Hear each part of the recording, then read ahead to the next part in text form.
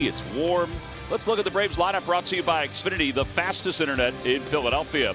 Ronald Acuna Jr. leads it off, and then Freddie Freeman bats second. So Acuna and Freeman have combined for 25 hits against Wheeler. Freeman's numbers are through the roof with 2 home runs and 7 RBIs. They will face Zack Wheeler, making his 3rd start against the Atlanta Braves this year.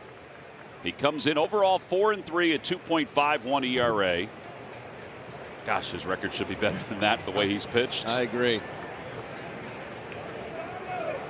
Ronald Acuna Jr. will lead things off. He's 3 for 7 in this series. Hitless last night. And the first pitch of the night or the day.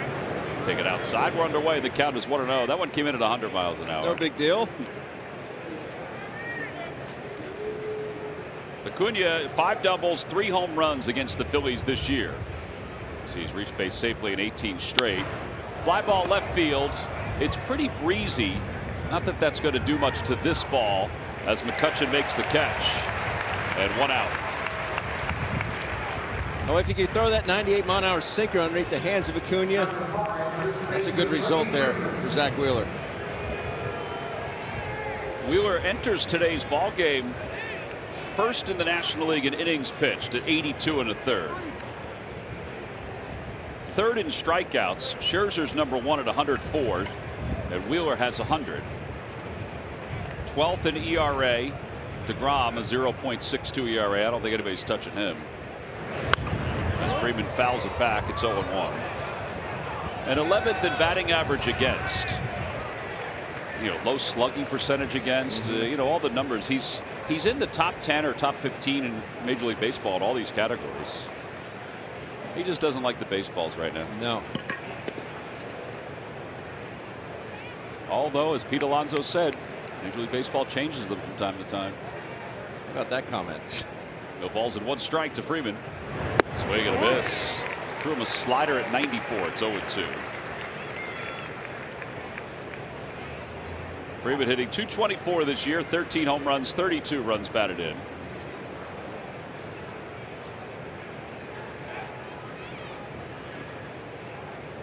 Wheeler set to go on the same page as Knapp, and it's upstairs. 1-2.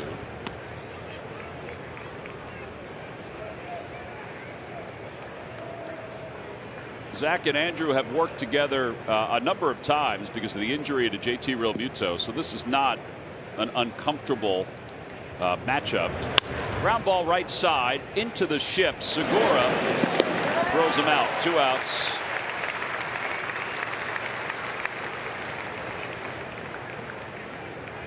And Ozzie Albies is coming up. And we take a look at our Citizens stats leaders. Citizens, the official bank of the Philadelphia Phillies. Highest percentage of hits that are extra base hits. And Albies is number 4. Shohei Ohtani's number 1. He hit a 470-foot home run the other night. Yeah. After he struck out 10 the night before. It's ridiculous. Reminded me of the ball that Bo Jackson hit in the 1987 All-Star game off Rick Russell. Oh, yeah, the one in Anaheim? Yeah.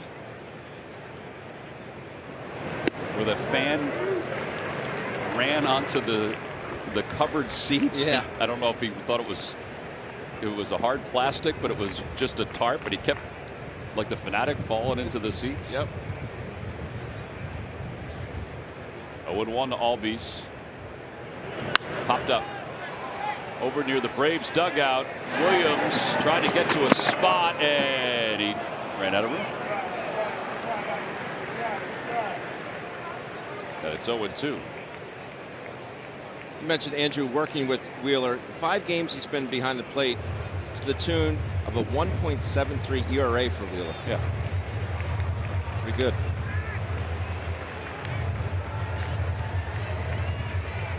Do you guys look at that as catchers? No. Okay. I was just wondering because, I mean, I throw that out there every once in a while, what the numbers are. Pitchers get caught up in it, though. Oh, they do? Without a doubt. Yeah, the 0-2 pitch coming to Albies. Foul back. Does that bother you guys as catchers when pitchers get caught up in it? It kind of hurts your pride a little bit. But, you can't let it affect you on a professional. I mean, obviously, you want your pitcher to be the most comfortable out there, and the more comfortable he can be, the more W's he's going to get. Wheeler's ready to go, and here's the 0-2 pitch to Albies again. He went around. In fact, he dropped the bat. He may have hurt his hands. First strikeout of the day for Zack Wheeler, and it culminates a 1-2-3 first inning. He threw just 10 pitches. We'll go to the bottom of the first. Williams is in the lineup today for the Phillies. Let's look at that Phillies lineup, brought to you by Xfinity, the fastest internet in Philadelphia. Odubel leads it off, then Gene Segura. Bryce Harper bats third. Reese Hoskins, 29 two-strike hits, tied for fourth most in Major League Baseball. He also has 6 home runs with 2 strikes. And he's trying to break, I said 0 for 12 on the crossover, but it's 0 for 16, 0 for his last 16. Odubel Herrera leads it off. He came in late yesterday, and he takes a strike into the game, not to the ballpark. He was early yesterday. Facing Ian Anderson, making his 12th start. And Anderson delivers high. All 3 of his starts against the Phillies in his career have come this season.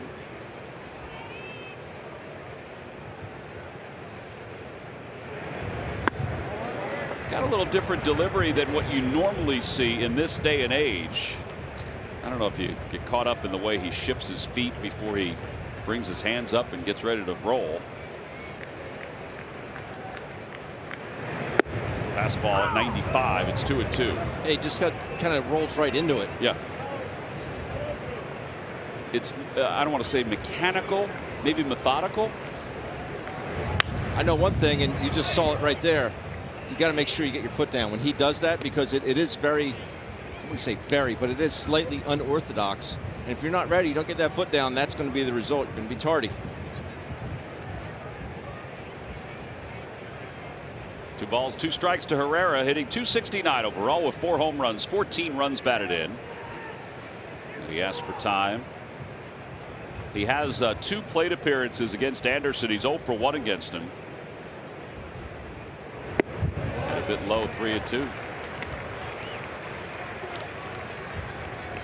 I will say this, that even though it doesn't seem this way, because there have been some slower games, and of course then there was the big game against the Reds where the Phillies scored all those runs as ball 4 is taken by Odubel. The Phillies are hitting better in June.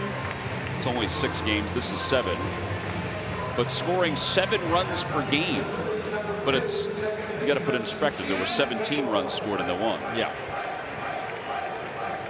But Joe will take it. Absolutely. He'll take 7 runs each night.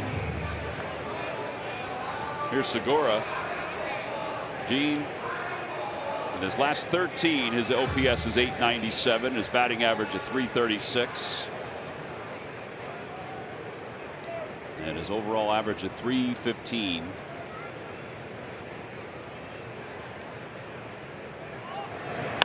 And he shoots it foul. 0-1.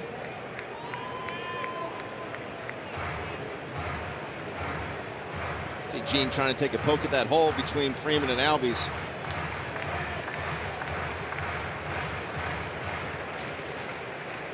It's a big one.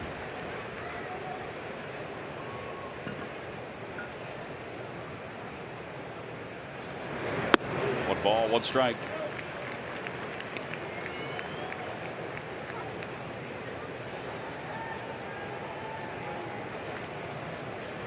Phillies as a team hitting .237. That's 5th best in the National League. I guess more importantly, extra base hits, they're 10th. They'd love for that number to climb. They have 158 extra base hits. Yeah, there's a lot of slipping going on around that. Yeah, he that just right side of the batter's box. Back foot just gave out. Saw that the other day with McCutchen.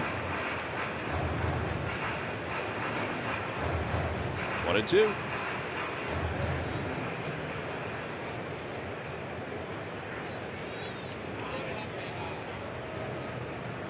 Odubel takes his lead off first.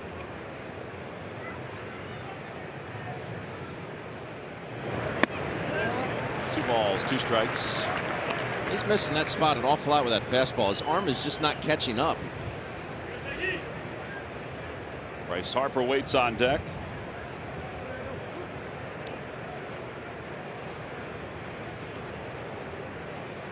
Anderson overall this year 4 wins. He had 3 wins last season. He was 3-2 a season ago.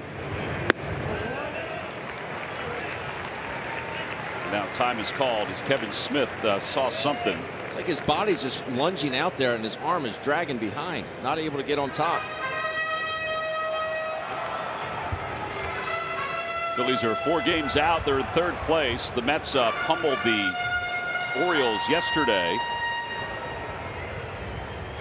Atlanta 3.5 games out. Braves were at the 500 mark for the 5th time this year. They haven't been above 500. Now I say that not to, you know, make fun or anything like that. It's just the division is weird. National League as a whole is kind of strange.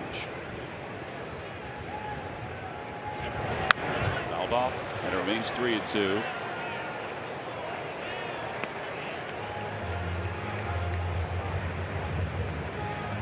Odubel was on the move. I'd love to see it. Just put him in motion. Get a 1st to 3rd here. Even better, 1st to home.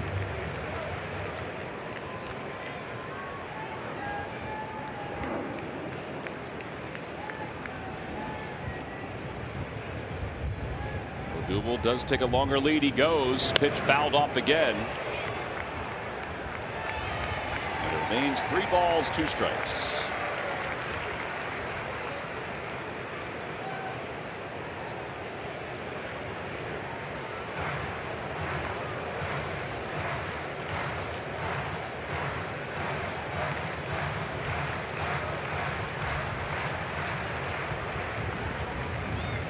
They're making this young man work, and let's hope that results in some runs. Odubel goes again. Pitch swung on a miss. Throw to second base. It's not in time. Segura strikes out, but a runner at second base after the steal. 8-pitch at bat. Phillies now have 37 stolen bases, which is tops in the National League. I'm sorry, which is 3rd in the National League. San Diego's tops. And Anderson was quick to the plate. Odubel just outruns this baseball to second base. He had a better jump the last pitch than that one. And now Harper does have a home run against Ian Anderson. Harper's 1 hit in this series is a home run, 1 for 6.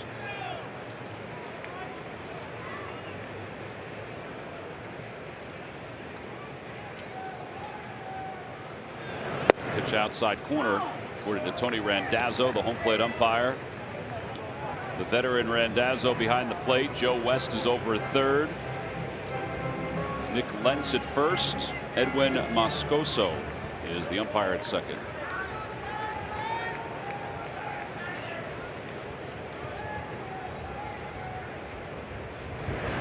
In the dirt, blocked by Kevan Smith, and it's 1-1. Both those guys were in the game when you were playing, right? Tony Randazzo and Joe West. Absolutely. Well, I know Joe was. So was Nick Lentz, I believe. Really? Maybe you're not as old as we thought. It's a very veteran, with the exception of Moscoso at second base, very veteran umpiring crew.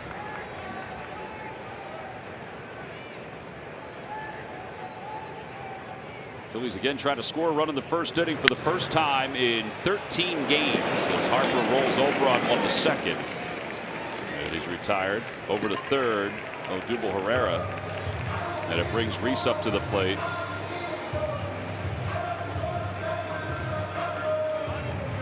I mentioned this last night. The Phillies have scored 35 runs in the 1st inning of games this year, 13 home runs. The 35 runs were far and away the leader in the clubhouse in baseball for a long time. But they're scoreless in the 1st inning the last 13. Ebbs and flows of baseball. Yep. You know, the Phillies have struggled with runners in scoring position, but I think they've really struggled with 2 outs runners in scoring position. Those 2-out tallies are hard to come by. Outside. 1 ball, no strikes. Bruce Hoskins fans here at the ballpark. I think everybody's a fan of these uniforms the Phillies are wearing. Curveball bounced on the ground, foul.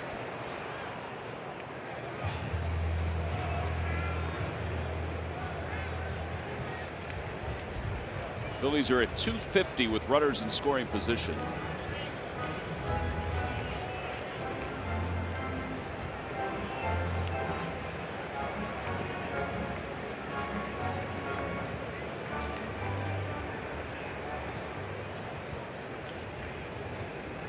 At 223 with 2 outs and runners in scoring position. 1 ball and 1 strike. Inside. Red Sox are at 270. Jeez. With runners in scoring position and 2 outs. The Braves are at 269. Angels have played better despite the fact that Trout's out still for another till after the All-Star break, it sounds like. Yeah.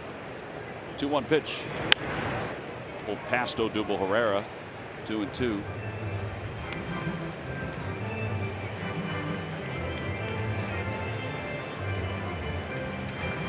Green Acres in the background.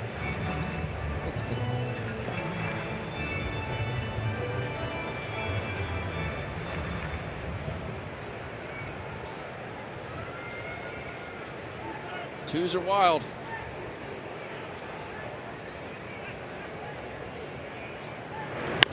Over to third again. Staying alive. I think Vin Scully used to say that, Ben. Twos are wild. Did he? I think he did. He tweeted out a photo. He was at Dodger Stadium yesterday. I saw that. Yeah. He looks great. He does look great. I still remember the look on your face when you came in his last year and he said that how much Vince appreciated your football calls. It was really cool. cool. You were glowing. It was cool. As you should be. Yeah, the 2-2 again. Inside 3-2. He's always been, you know, everybody knows how close we were all to Harry. I mean, we were with him for so long. But Vin's always been that guy. Vin and Ernie Harwell, 2 legendary broadcasters who always made time for all of us. 3 balls, 2 strikes. And the pitch to Hoskins. Pulled foul again. I think I've told this story before about Ernie Harwell, the longtime voice of the Detroit Tigers. I did stats for him one time when I was just out of college and was doing Princeton football games, and he asked me how I was keeping stats because I didn't have a stat person. I didn't have a Carl then, although I think Carl was at the games. And he showed me how to keep score, being basically a one-man show with Walt Perez, who everybody knows here in Philadelphia is my partner. 3-2. The pitch out towards center field, not deep. Ender Inciarte comes under it, and he makes the catch. The inning is over. 26 pitches in the inning. No runs, no hits, and a man left. And on Google by searching for your favorite Phillies players to send them to Colorado. On to the second inning. Scoreless game. Zack Wheeler delivers a fastball to Austin Riley. And it's 0-1. Riley 306 for the year, 11 home runs.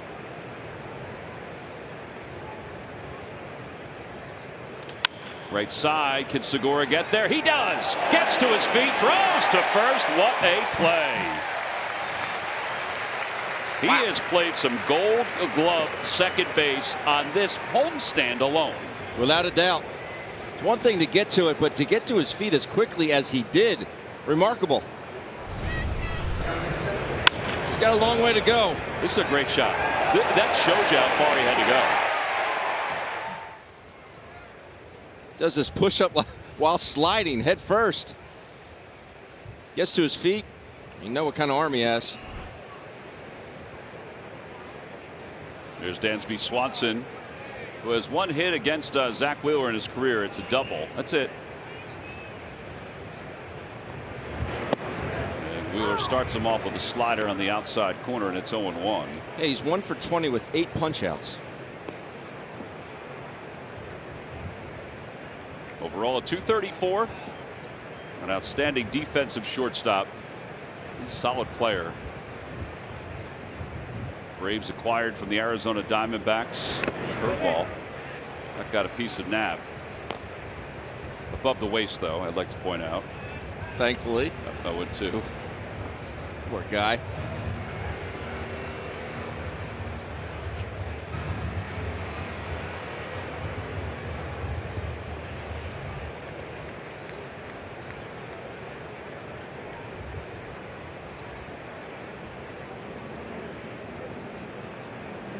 Balls, 2 strikes. Over to third, Williams, and that's foul. Went off the foot of Dansby Swanson. Time now for a Nissan upgrade. Upgrade to the technology of tomorrow. Today, strikeouts per 9 innings. Wheeler at 10.93. Again, a category that I don't think DeGrom's going to get caught. No. And it's something to see Wheeler on that, because he'll be the first one to tell you, hey, I'll take a ground ball on the second pitch of the at bat. But he does have the ability to punch your ticket. The 0-2 outside. Even his last outing against the Nationals, case in point, 11 ground ball outs. Now he had 8 strikeouts also. So 19 of the 22 strikeout or ground out.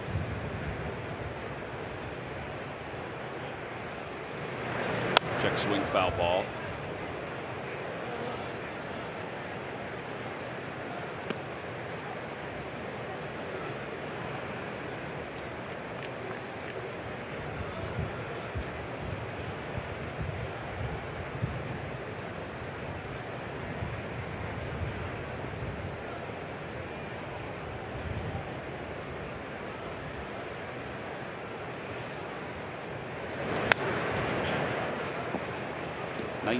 Miles an hour on the 4-seam fastball. Zack Wheeler throws his 4-seamer 99, his 2-seamer 98, or in that neighborhood. But there's only less than a mile-per-hour difference between the two. See his numbers here at Citizens Bank Park this year. Stretch them out overall, they're just as dominant. And he fires the 1-2 again. Decided to unleash a curveball, and it's 2-2.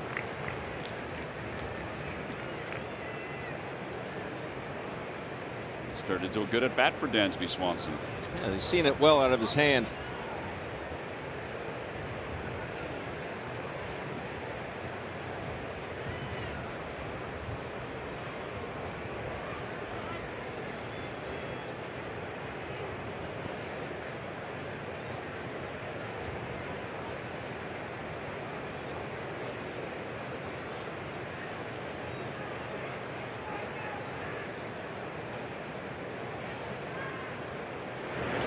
Over to third, and Luke Williams has it. And in time, 2 outs. You never have to miss your Phillies with the My Teams app. Stream all of our games, including pre- and post-game live, presented by your Delaware Valley Chevy dealers. I may or may not have been using that my daughter's lacrosse game last weekend. Oh, the My Teams app? Yeah. Smart on your part. John would use it if he could figure it out. Here is Abraham Almonte, 3 for 7 with a walk in the series, 0-1. Didn't Sarge have a tough time finding the app store? He didn't know where it was Sarge located? did have that. He explained that story the other day to somebody. I forget where I heard him talking. The golf tournament. Is that where it was? Yes. 0-2.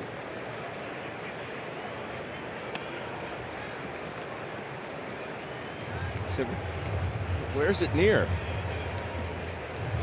It's so funny. Larry Anderson almost fell off his chair when he said that day.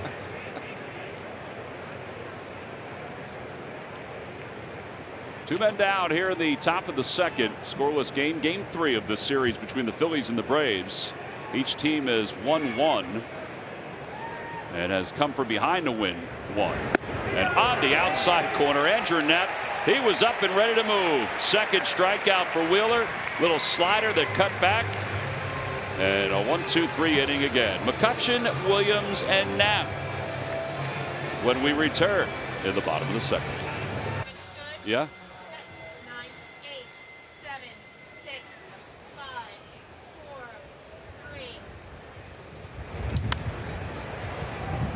3. Andrew McCutchen leads it off as we go to the bottom of the second. Kutch fouls the first one for Ian Anderson. Kutch overall at .221 with 10 home runs. He's 1 for 8 with a run and a walk. That run and walk were part of the storyline last night. In fact, the walk was huge in last night's ball game. Huge walk. It preceded Luke Williams' walk-off 2-run home run. And there's Luke getting a chance to see his family, his dad Mark, after the ball game. Now Mark's soaking wet because Luke was soaking wet. As Kutch takes low, it's 1-2. And Mark and Janine Williams join us up here in the booth, and we really appreciate it. You know, it's not oftentimes that we get a chance to see mom and dad, particularly in these times. But man, what a night last night. Incredible. Yeah. Just a dream come true. You guys have had a whirlwind of a week. I mean, I know Luke has, obviously. So you were down in Port St. Lucie. Yep. Watched him help the Team USA go to the Olympic Games. Flew home to California. And then had to fly here to Philadelphia. Yeah, it's been crazy, but it's been a blast. Yeah. I mean, so exciting. So I know he's talked about it. What has this last week, Janine, been like as mom who has watched a zillion of his games growing up and has driven him everywhere? What has it been like? It's been amazing, you know, to see it come together. And, you know, we knew it was going to happen sooner or later because Luke's been always been a great baseball player. So, yeah, it's just incredible. You know, we're all just so excited for him. Well, this is our Miller Lite moment, the official beer of the Phils. And Luke he deserved a fine Pilsner after this. Reaction from folks behind home plate. Great catch by that guy. He gave the baseball back. That was really nice. That was awesome. I don't know. That was my favorite part, guys, just so you know. His reaction as he went to first base. I mean, what's incredible is, even now I'm getting chills listening to the fans stand up right here. Mark, talk to me about when he walked up to the plate as he pops that one into foul territory. Get out, get out. Yeah. Freddie obliged on that one. Thank you, Freddie. Talk to me about what it was like when he walked up to that plate, even in that situation. Well, I was just hoping he'd get an opportunity to come up, because if he did, then they had a chance to win the game because they'd have somebody on base. And then anytime you get that situation, right, you're hoping for the best. I always say, oh, he's going to walk it off here. And every now and then you get right when you make that call. And so I was so happy when he squared the ball up. One pitch to him. Ground ball, left side. Go. Safe. Yeah, boy, way to hustle. All right, so where does he get the speed from? Janine, Mark, who does he get the speed from? Well, that's a good question. Probably Janine. She's a runner, but he works hard at all parts of his game, and he's got a guy, Coach Brown, that he works with in the off season to really keep him running hard. He was getting down the line. One of my favorite part was when we were interviewing him after the game, and Tom asked about the family and how important that was for him to be there, and he broke down. And I mean, that to me that speaks about how closely knit you guys are. And speak to us about how that kind of stressed that growing up. Well, we come from large families. I'm one of 8. Janine's one of 8, and so and we got probably 20 to 25 nieces and nephews on each side. So there's always been a lot of support for Luke from his uncles and other family members and cousins, and also just our community. It's just been unbelievable how people are pulling for him and hoping that he does well while he gets his opportunity. So yeah, it's been fun. I've always loved the game of baseball. I always wanted to see my kids play baseball, and we're fortunate to be able to follow Luke and our daughter Sammy, who just finished her year at Iowa State. And Cyclones. Cyclone, yeah. Sammy, come into this shot here. Get back here. Just get back here so everybody sees you. So did you play? You played softball? Yes. Okay. So Sam plays softball. Janine, do you think Luke looks like he's going to run here? What do you think? It's looking like he's going to try to steal a base, Yeah. but we'll see. I don't know. I think that's what we noticed in spring training the last couple of years, just how fast he is. Seriously, I mean, it's different. The speed is different. We noticed everything else too, but the speed is different. Yeah, that's always been a big part of his game, and hopefully he can continue it. Swing and a miss by Andrew. It's no balls and 2 strikes. Obviously tougher to run up here with great catchers and great players and pitchers keeping him close and moving to the plate quick, but I'm sure he'll find his opportunities. Mark, what did you think when you saw number 30? I mean, did you ever imagine what number he might be when he was coming up to the big leagues? No, because you have 15 on. Well, we just grabbed every jersey he had in his closet. All his minor league numbers, right? Whatever he had, we just grabbed it, said, let's wear it at the game. I think it's great. People have asked about it. They asked, why are there so many different numbers? And we were saying, well, he's had different numbers in minor leagues. Yeah, he's had 85 in spring training. Right. 9. And so it's when I saw 30, I was like, that's good. Maybe you can get that jersey dirty once in a while. 0-2 pitch coming.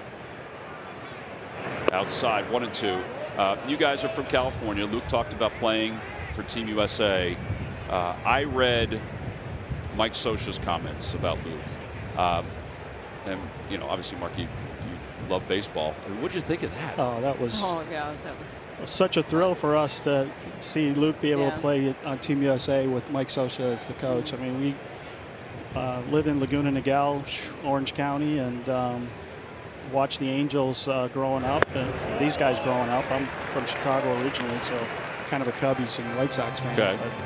But to have Mike Scioscia, put him in the lineup as the leadoff guy was really special, really incredible, and then for him to be able to help the team down there, and boy, that was so much fun watching all of those guys play. They just really gelled and had a great time together. We had a quote from Todd Frazier the other night speaking volumes about Luke. I mean, that is high praise. This one's floated out to right center. I mean, that's high praise. Of all things that Todd Frazier's accomplished in the game, and to hear him talk about your son like that, that's got to be just very gratifying.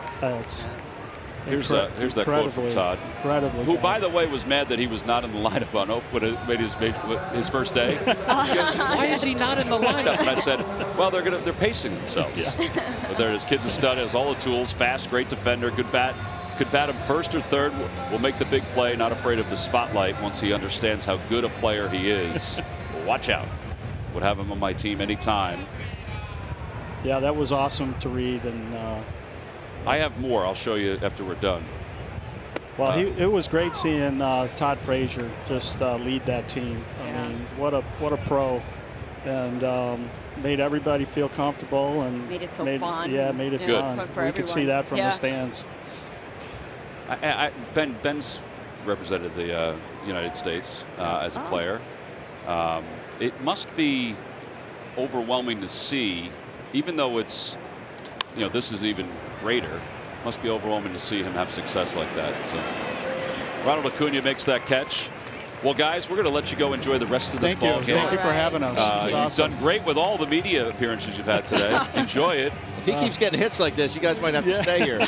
Sam, thanks for joining us up here. Go Cyclones. Yeah, we've had a blast. Thank you guys for being so hospitable and having us up here. Yeah, no problem. All right, Luke Williams and the fam. Thank you. Scoreless game is in the upper deck. He makes his rounds, doesn't he? Yeah, he does. Here's Ender and Ciarte to lead it off. Got a defensive replacement the first 2 games. Former Gold Glover playing for Heredia, who started the first 2 games. And Ciarte at 250 with no homers and 5 runs batted in.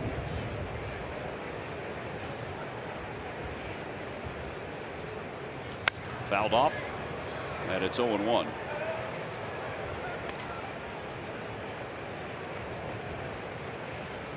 Boy, what a nice family, huh, Ben? Unbelievable. You can see where Luke gets it from, huh? Yeah.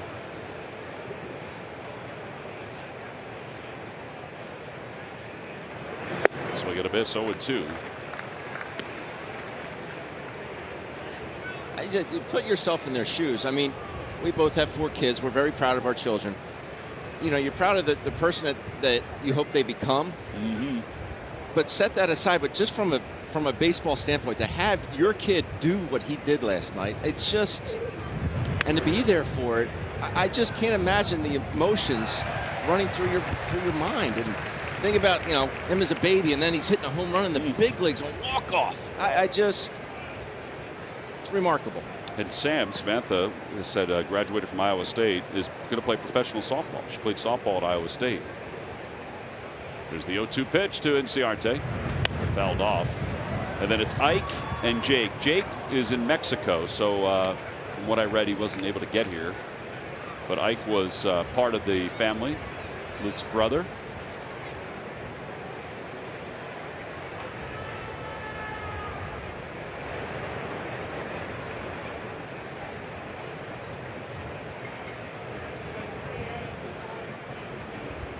And a breaking ball just off the outside corner, 1-2.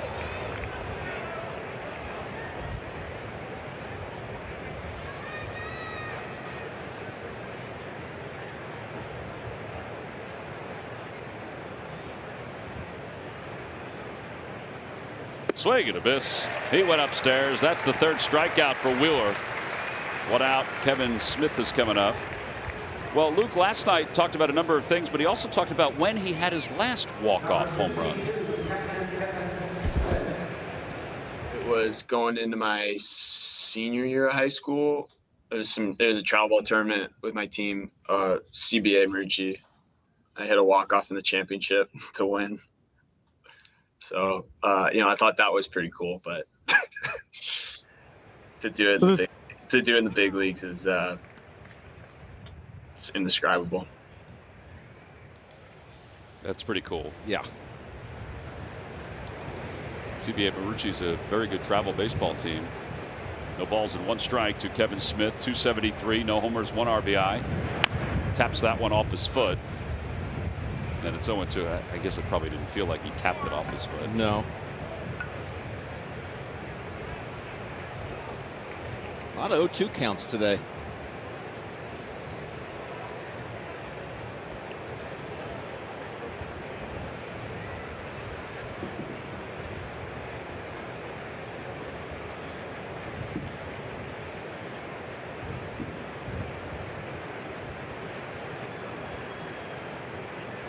That one served back toward the middle, and that'll get into center field, a base hit.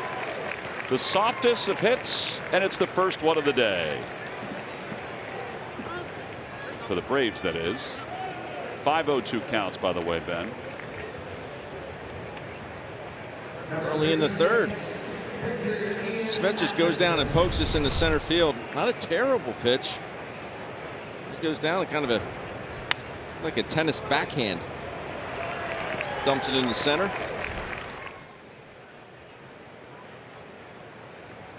There, Anderson hitting .071. He's 1 for 14. We do have a catcher at first, so he's bouncing here and might have a shot at second base. Luke Williams in on the grass at 3rd. He's charging. Pitch outside, 1-0.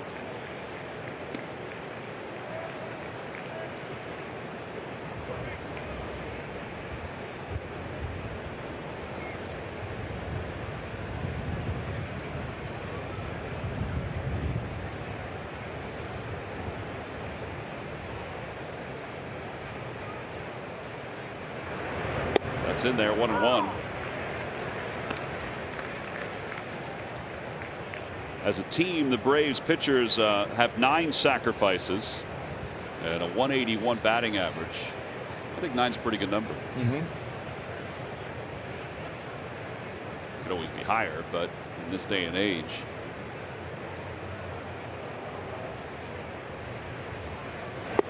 Jabs at it. Tony Randazzo asked for a little help on that. It's 1-2.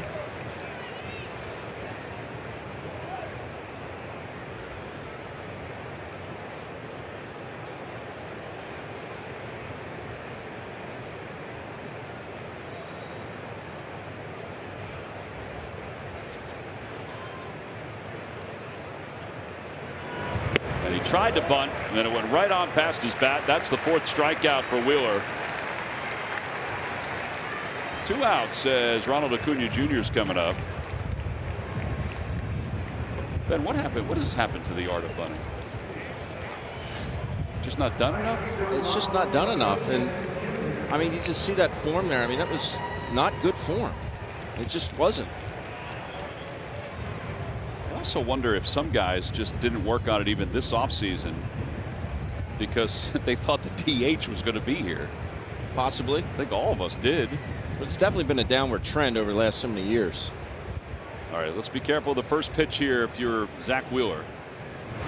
And he delivers one just below the knees. That was awfully close. I say that because Acuna is .368 with 6 of his home runs on the first pitch. In fact, the Braves as a team, they hunt the first pitch. Acuna does, Albies does, Austin Riley does. Freddie Freeman for sure. Mm-hmm.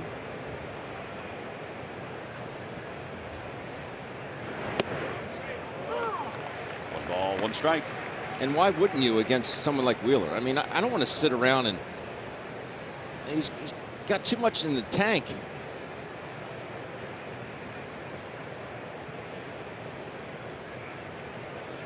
Last thing you want to do is get behind in the count to someone like Zack Wheeler.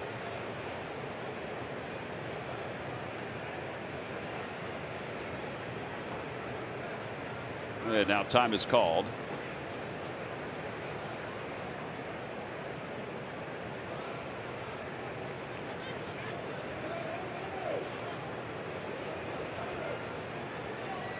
Short lead over at first for Kevan Smith.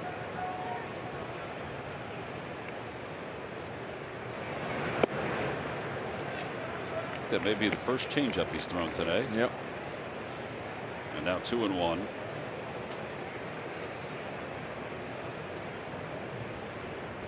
Over the last 10 games, the National League East has been, well, basically what they've been for the year.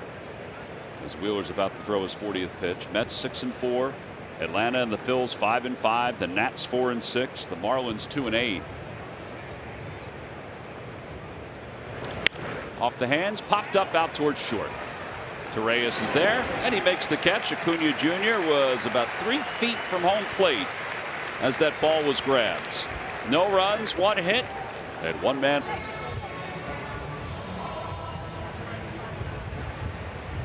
It's a nice day here at the ballpark. It's kind of weird. It's there's a little bit of an overcast, a little breezy. I mentioned it feels tropical, doesn't it? It does. The humidity it definitely is down though from the last couple days. Yes.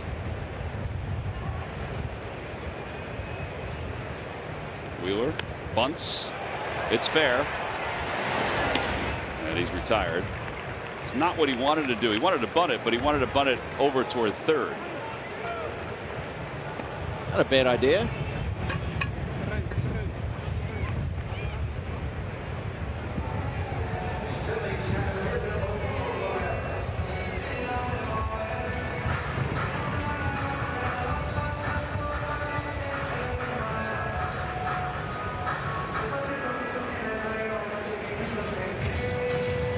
Here's Odubel. Odubel walked his first time up, got all the way to the third as he takes outside.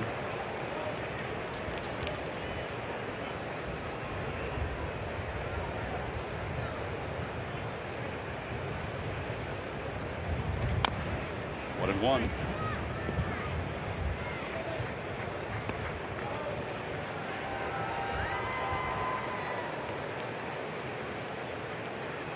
I think he's figured out his windup a little bit better. You know, he's more downhill than he was in the first inning. I don't know if it was that trip by Kevan Smith or if there was something else. 1-2.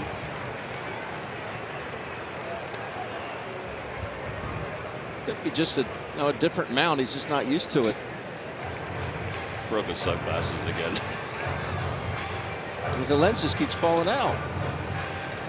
That used to happen to him all the time. Uh-huh.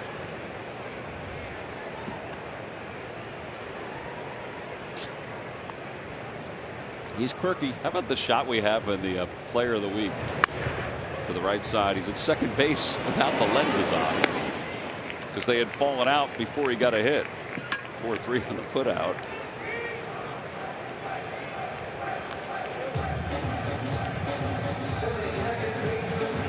There's Gene Segura.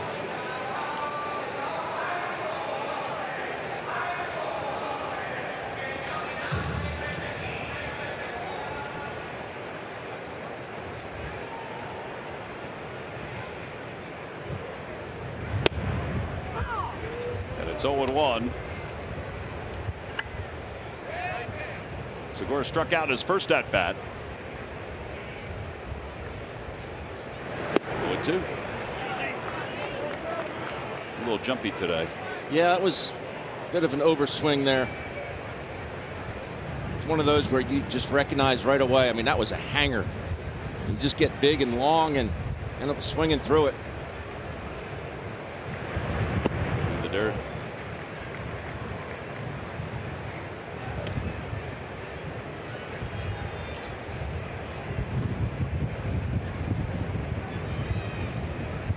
Wind has shifted a little bit.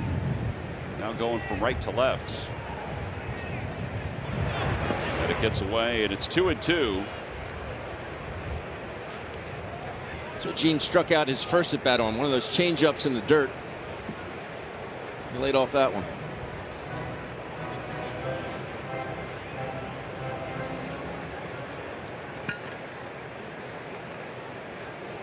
Yeah, the 2-2 pitch to Segura.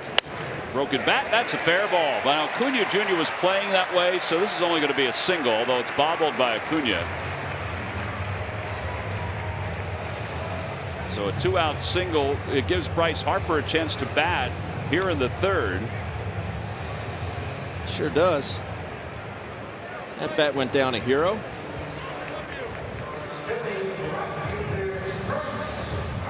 Harper grounded out in his initial at bat.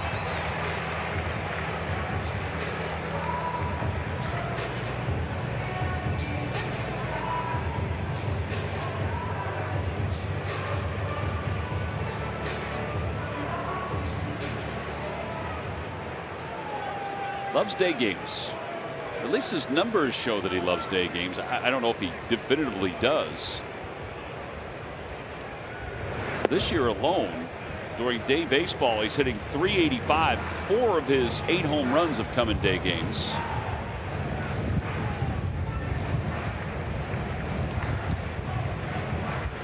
On this homestand, he has 3 hits. Obviously didn't come off the injured list till the homestand began. After it began. 1-0 pitch. A strike on the inside corner, 1-1.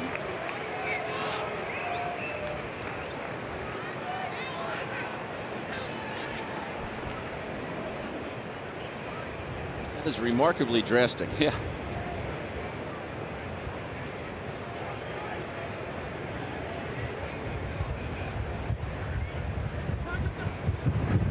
Bryce wanted time. He didn't get it. It's a strike, 1-2. Home plate umpire does not have to offer time.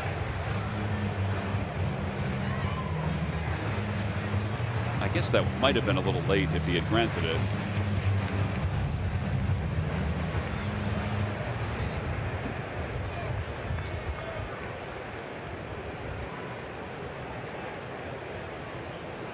Three infielders on the right side, including Freeman holding on Segura.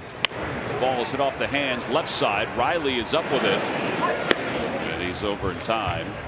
No runs, 1 hit, and 1 man left. Both pitchers got some ground balls going here this afternoon. We go to the 4th in a scoreless game. Just tomorrow night. Game 3 is upon us.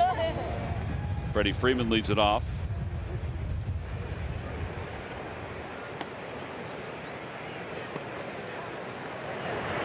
Freeman takes strike 1. That's a slider from Zack Wheeler.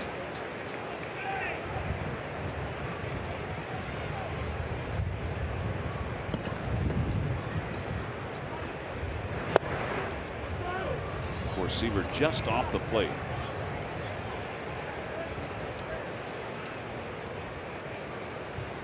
The trio of Zack Wheeler, Zach Eflin and Aaron Nola are combined. The Phillies are 17-20 in games they've pitched. I think everybody admits that that number should be higher than that when those three guys are out on the hill.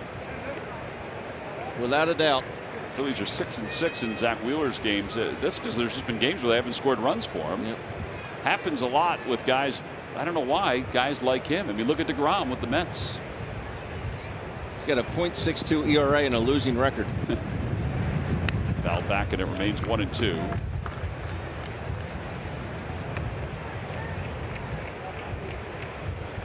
Now here at Citizens Bank Park, those three are 6-3 as Rick Kranitz and Ian Anderson continue what's been a ongoing conversation today.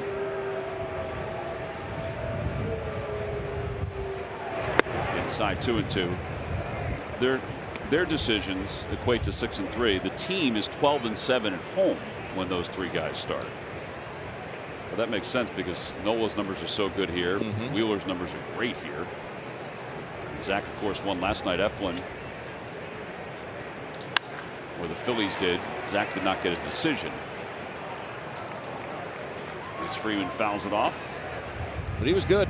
Zach Eflin was really good last night. Very good. Obviously, what Ranger did was outstanding.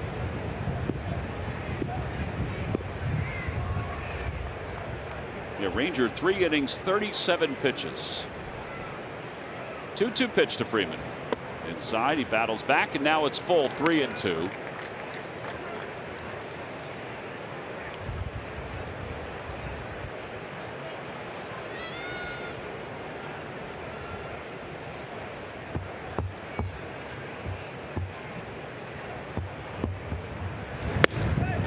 Strike 3 called on the inside corner. He went back to the slider. It's his 5th strikeout today. And Freeman knew it. It's just straight filth. Locked him up. Right on the black.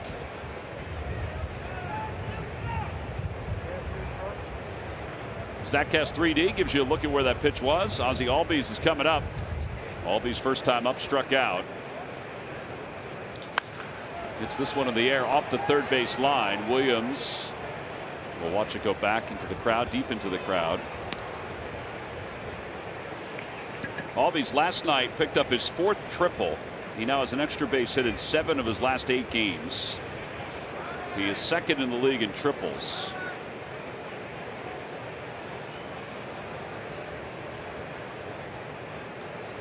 He's trying to pick up his 3rd season of at least 40 doubles, 5 triples, and 20 home runs. Popped up over the left side.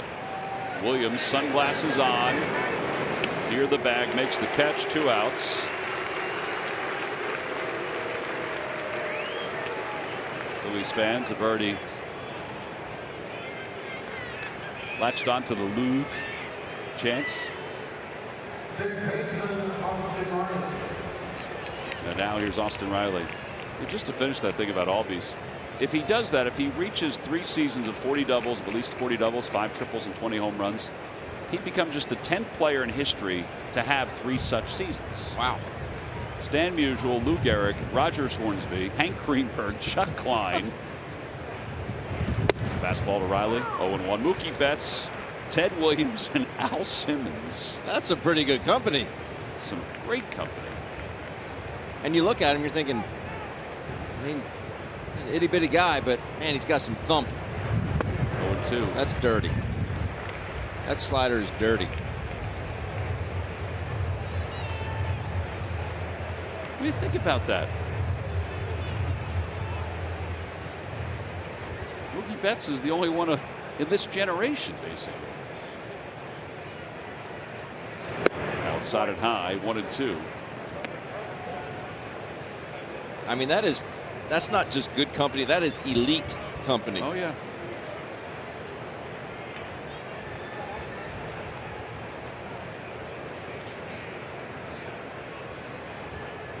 1-2 pitch coming to Austin Riley, who grounded out his first time. Swing and a miss and a looping curveball. 6 strikeouts for Wheeler. And a 1-2-3 top half of the 4th inning. We're on to the bottom of the 4th. That little guy's looking for some offense. Andrew McCutchen, Luke Williams for the Phillies as we go to the home 4th inning.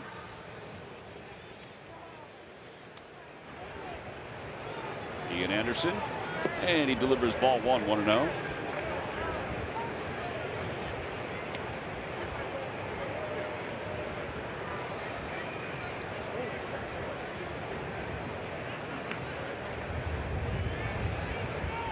Reese flied out to center field his last time up, trying to break this 0 for 17. Saw a lot of pitches in that first at bat. Popped up over near Freddie Freeman. Battle in the sun, makes the catch. 1 out. Andrew McCutchen coming up. The Home Depot getting more done. Last 8 games for McCutchen. He's hitting .357 with 3 home runs and 8 runs batted in, an OPS of 1188. Counting the at-bat he had in the 2nd inning, he's 6 for 19 on the homestand.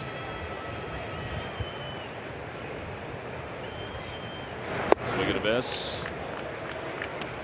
And it's 0-1. McCutchen's now 3 for 8 against Ian Anderson.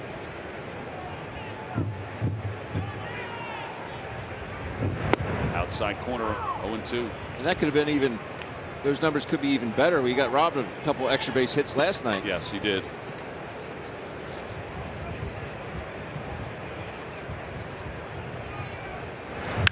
Over to left side. Big hop for Dansby Swanson. 2 outs. And Luke Williams coming up.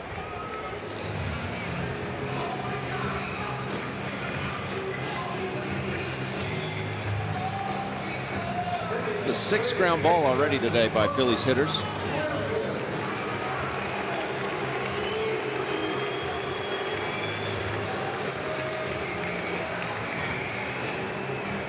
Hitting a cool .667, Ben. Ho hum.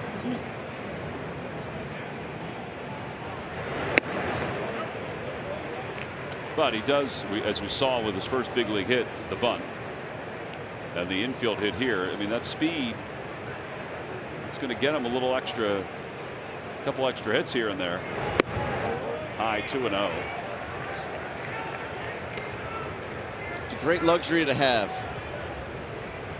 Folks on MLB Network showed his home run that he hit with Team USA. It was a different pitch, but it was a carbon copy swing to the one he had last night.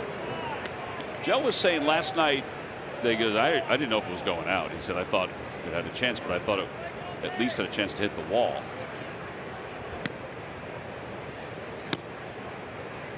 Two-one pitch. Popped up, out to shallow right field. Albies is there to make the catch, and the side is retired. Phillies go down in order here in the 4th inning. That's an 8-pitch inning. So after a long first, Ian Anderson has come back down to normal. Great day to have one, according to Nick. Very refreshing. Yeah. Top of the 5th inning. Hi, David.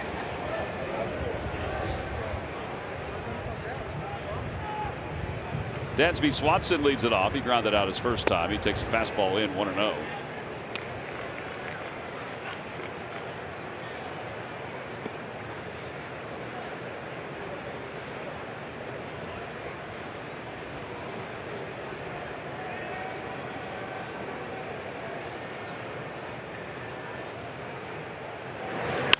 Line drive, base hit to left center field. Swanson hustling around first, but McCutchen gets there. And Swanson will hold up. Just the 2nd hit for the Braves. By the way, the Phillies will wrap up this long homestand this weekend when the Yankees come to town. You only got 2 games. Another Friday day off. I think it's the 3rd one this year. Limited seats are available for this weekend, Saturday and Sunday. 4:05 on Saturday. Sunday the 13th is Chevrolet Father's Appreciation Day. Purchase your tickets by going to Phillies.com. I don't want to give away our Hers pitching matchups, but Joe Girardi has adjusted his rotation for this weekend. That's all I'll say for now, Ben. That's it? That's it. Did you see Stanton's home run last night? I did. Oh, my goodness. Target field.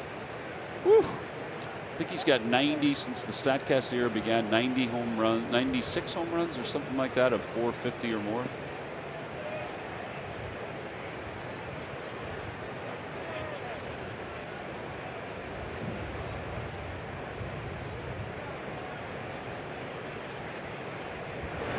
Swing and a miss. Almonte struck out his first time up, and he's behind 0-1. Been using that slider a little bit more.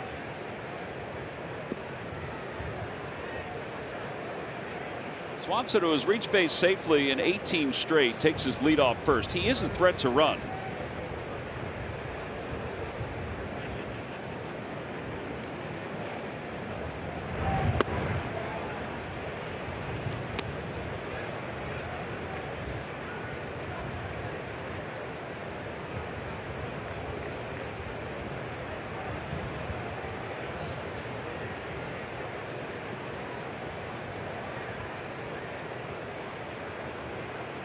A little better crowd today.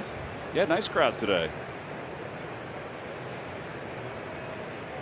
People getting a chance to get out. Swing and a miss, 1-2. It's cool that there are seats still available for Saturday and Sunday for folks. Again, there's not a lot, but you can still have a chance to get out and see the Yankees and the Phils. Seats are available now that we've reached 100% capacity for every game moving forward. 1 ball and 2 strikes to Almonte. And the pitch. Swing and a miss. He got him. 98 miles an hour on that 4-seam fastball. 7 strikeouts. Reach back. Here's my 98. Right on by Almonte. It's almost worth just coming here to watch batting practice with Stanton and Judge and Sanchez. That is true. Ender and Ciarte went down on strikes. This place has turned into a driving range. 0-1.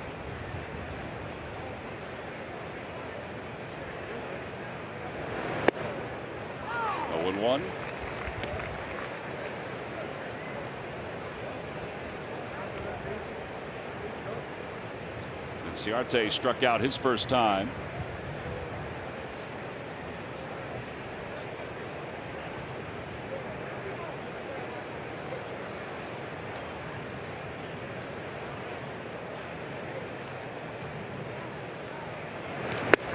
Oh, 0-2.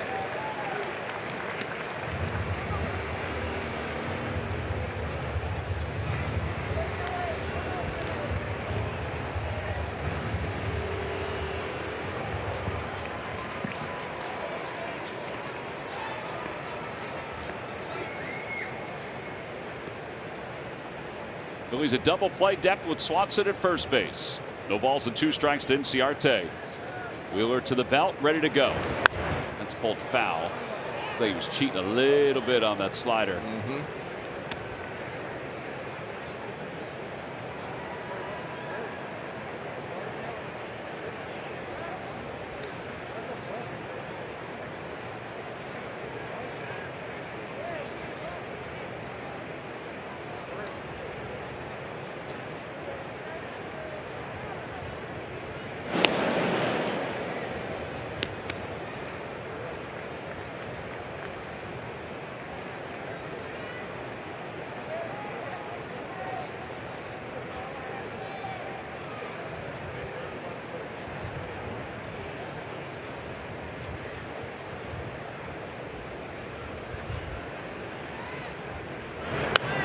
Alive, he fouls it back to the suite.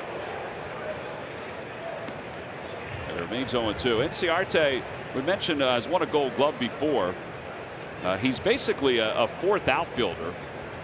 Now, depending on what happens down the road, he'll probably still remain a 4th outfielder. the way things are. One of the better throwing outfielders out there. You don't see a lot of great arms anymore in the outfield.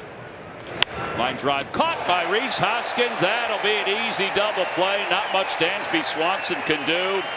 You gotta love the right place, right time line drive. Now the side is retired here in the 5th. No runs, 1 hit. Swanson trying to get out of the way of this. He ducks. Makes it easier for Rhys. We're on to the bottom of the 5th. Knotted at 0. These folks.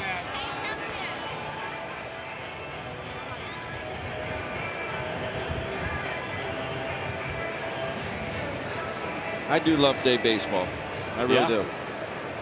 I agree with that. Andrew Knapp leads it off. He flied to right his first time. It's funny because around minor league baseball, they used to have day baseball, morning baseball, and they don't really have it anymore because the series are so long. You know, they play 6-game series now. So you play Tuesday to Sunday, and then Sunday's the day game, essentially.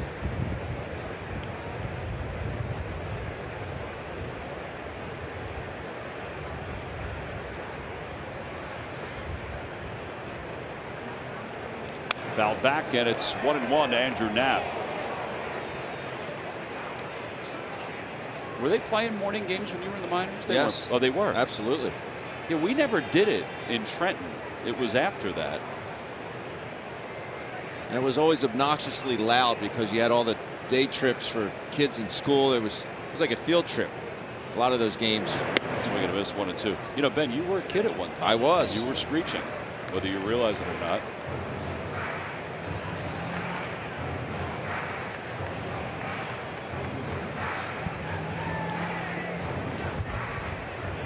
But it was nice to, you know, have the rest of the day, do whatever.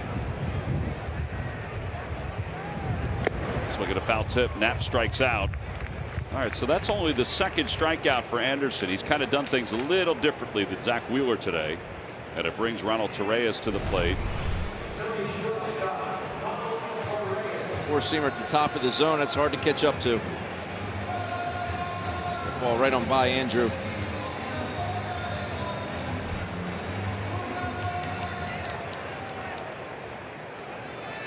Torreyes' 18th game, 16th start. And it's 0-1. I think it's a good thing that Didi played 5 innings last night. I would think Saturday is the day, as long as he's feeling good. That one's pulled down the left field line. That's going to be in for a base hit, and it's going to trickle to the warning track. And Torreyes is going to get himself to second base. He is back on Saturday. I don't know if Joe will play him. This guy's on fire. He's been solid. He really has. He really has. But you know what? When Didi comes back, Torreyes could be that extra infielder. Yeah. He knows it's 2 right out of the box.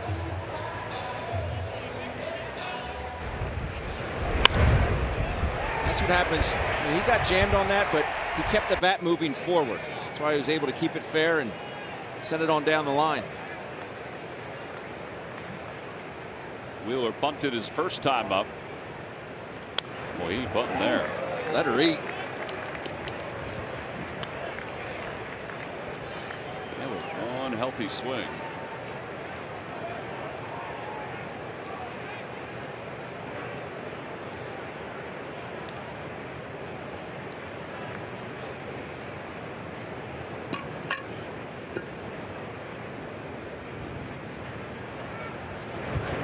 Went around.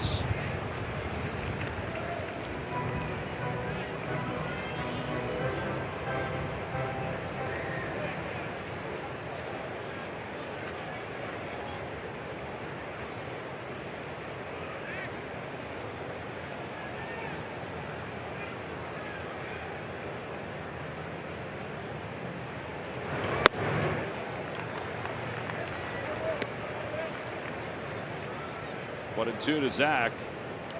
Zack has 2 doubles this year. He's been the Phillies' best hitting pitcher. Got a good swing. watches that one all the way, and a strike 3 call. I didn't know if Tony Randazzo was going to call that a strike. And now time for a word from the Home Depot. Lockers aren't just for the clubhouse anymore. Shop online and pick up your orders using the Home Depot's convenient order pickup lockers. We should do that one day, Ben. We should order you something, and on your way home, you should stop at the Home Depot and pick it up and see if how quickly it works. It's on the way home, right on 322. That's what I'm saying. What do you need? Do you need anything? Is there anything? I'm not a John Deere. I don't. Not a tractor or anything like that. Something small. I actually need some topsoil. Topsoil? I need some topsoil. Line drive and picked on one hop by Albies. Love side. He's a good defender, but he just saved the Braves from allowing a run. No runs, 1 hit, and a man left in scoring position. We're going to the 6th in a scoreless game. The Phils and the Braves. That's one of the better spots to watch a game up there in that area. Zack Wheeler will begin the 6th against Kevan Smith, Ian Anderson, and then the top of the order. Smith singled his first time up. Wheeler had gone 0-2 against him, and he got the first base hit of the game. Outside, and it's 1-0.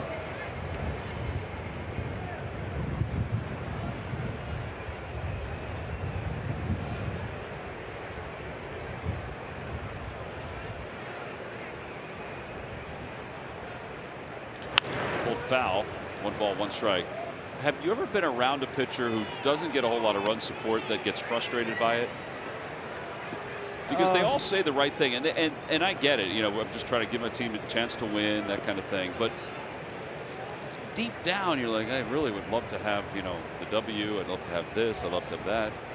Yeah, not really that where it affect them that much. I firmly believe that Andrew wears another one.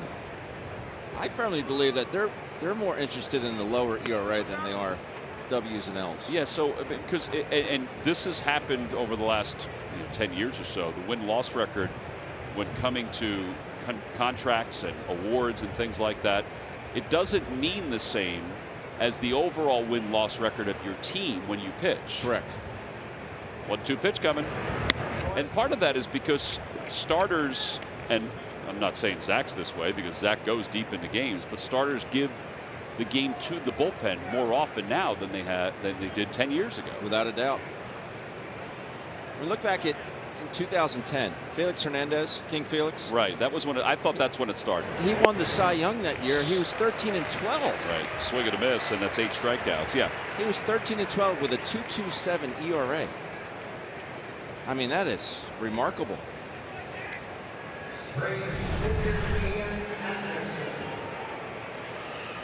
That's just a straight fastball. Yeah. Well, not straight. It moved. We're seeing Bayou.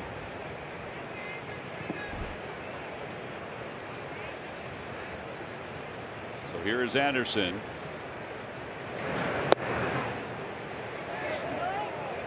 He Wentz is Nick Lentz.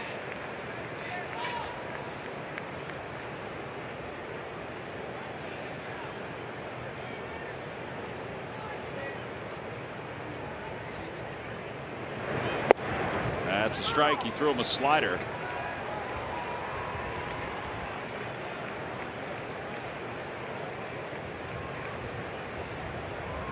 And I know pitchers say that. I just want to give my team the best opportunity to win. But if you have a low ERA, you are giving your team the best opportunity to win. There's no doubt about that. And I think when you're Zach, you've been so good. You know, opponent's OPS 561. I mean, you'll take that. You know, overall in all of baseball, that's 11th. DeGrom, of course, number 1. Breaking ball, strike 3 call. That's 9 strikeouts for Wheeler.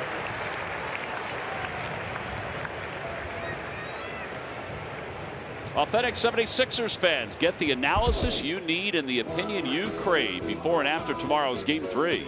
Sixers pregame live gets things started at 7. Then after the game, hear from the players and head coach Doc Rivers on Sixers postgame live right here on NBC Sports Philadelphia and streaming on the My Teams app. Amy Fadul and Mark Jackson and the coach. You ready to rock and roll? Ronald Acuna Jr. takes inside, 1-0. Of course, in the studio, we call her Duels. Duelsy? Duels. I was thinking about getting some Mizzou's T-shirts. Have you seen them online? I have not. Garbage to gold. T-shirts and sweatshirts. Well, that was a good pitch. That wasn't called a strike, and now it's 2-0.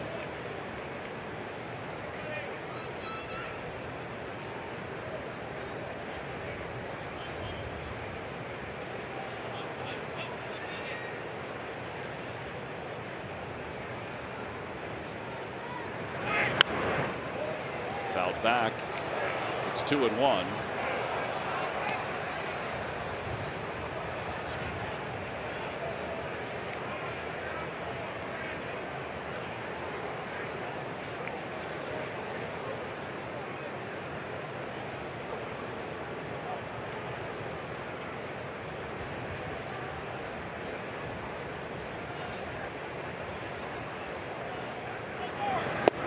Good pitch.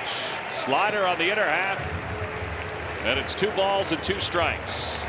Eflin locked him up with that same pitch last night. Front door slider. It's there. They play him to pull slightly on the infield. It's 2 balls and 2 strikes to Acuna Jr. Swing and a miss. 10 strikeouts again for Zack Wheeler. He strikes out the side. It's the 5th time this year he's reached double digits in strikeouts. 13th in his career.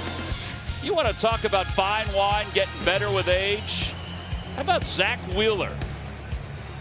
Just turned 30. 31, I should say. And he just keeps on getting better. And by the Pennsylvania Lottery, Pennsylvanians are scratching their way to fun thanks to Pennsylvania Lottery scratch-offs. Players must be 18 or older. Please play responsibly. I don't know if Ian Anderson and Zack Wheeler are being responsible with the breaks in between innings because they are moving fast. As Segura leads off. Broken back ground ball. He slipped coming out of the box. Riley's got it. Throws to first in time. And 1 out. He's got a couple go down today.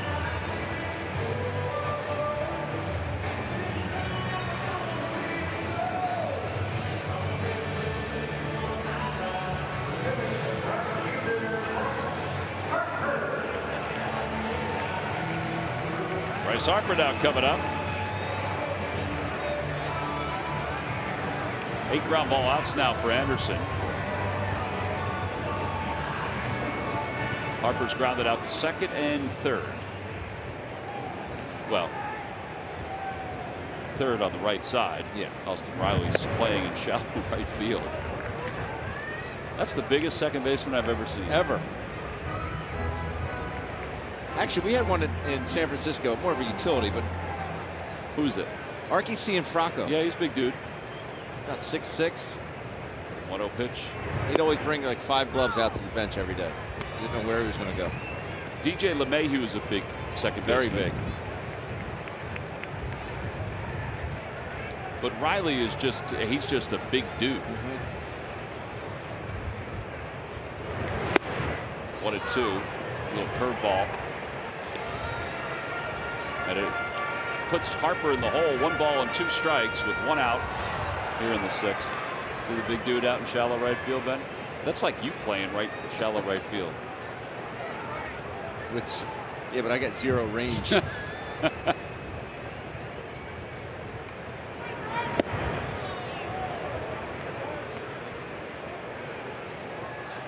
2-2.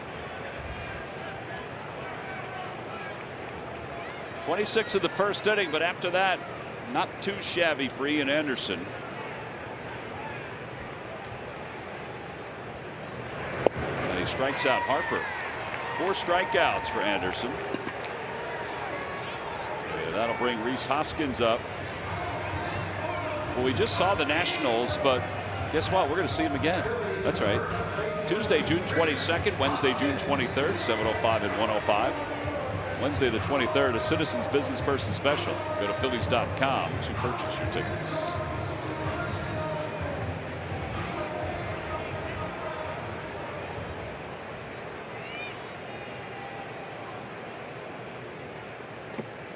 Reese tried to hold up. He did not, says Tony Randazzo.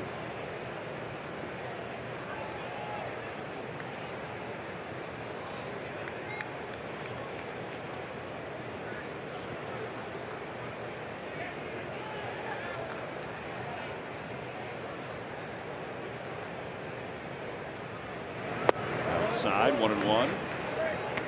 The hardest pitch he's thrown today at 97.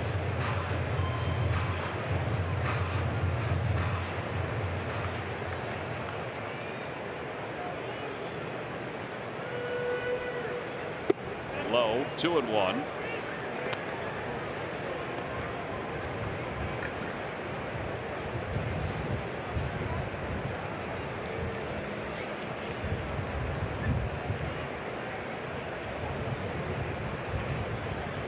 Check swing, and it's fair ball out in front of the plate. And Reese is retired. 1, 2, 3. Go the Phillies. Here are the 6. We've completed our first 6 innings. We're going to the 7th. No score.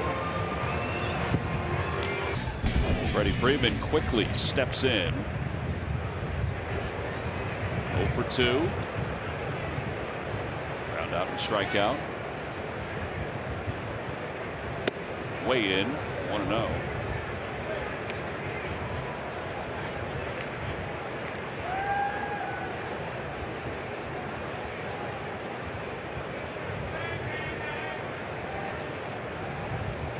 Line drive base hit to center field for Freeman.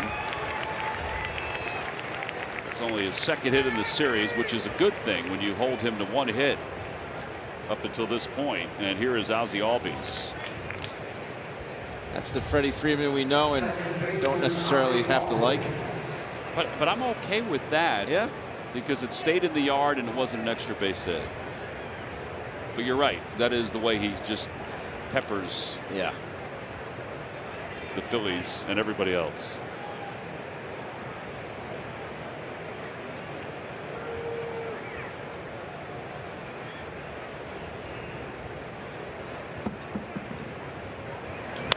Pulled foul by Ozzie Albies. Albies 0 for 2. He has struck out and popped out to third.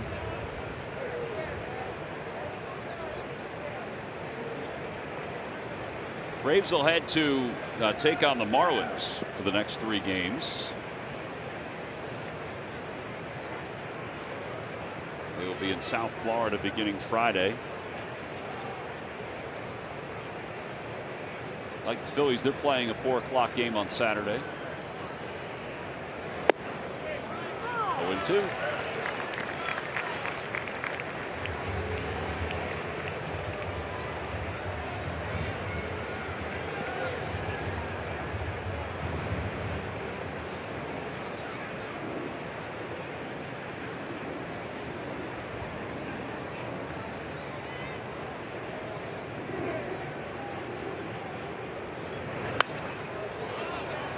I can't believe that tomorrow will be the Phillies' 3rd Friday off. Time now for our Delaware Valley Honda dealers game summary. Dansby Swanson on base 18 straight games. He and Anderson 6 innings 4 strikeouts. Wheeler 6 innings 3 hits 10 strikeouts. Luke Williams has 1 of the 3 hits for the Phillies. Of course he does. And it's 0-2 to Ozzie Albies. I'm with you, man. It's stunning to have a Friday off, let alone 3. It just feels weird.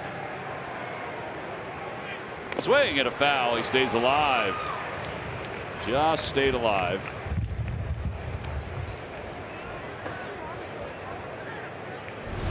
Look, I think he was looking for that slider in again. He gets Uncle Charlie. You see he's just bailing and somehow gets a piece of that.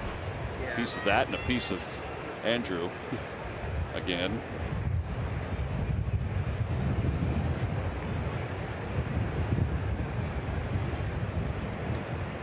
Freeman short lead off first, held on by Rhys Hoskins.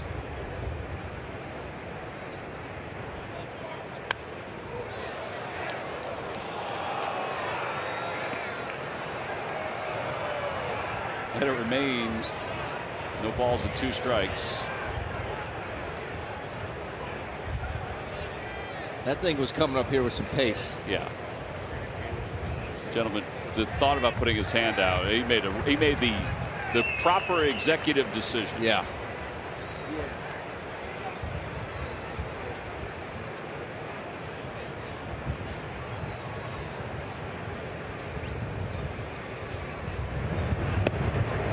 Just slipped out of Zack Wheeler's hand, and it's 1-2.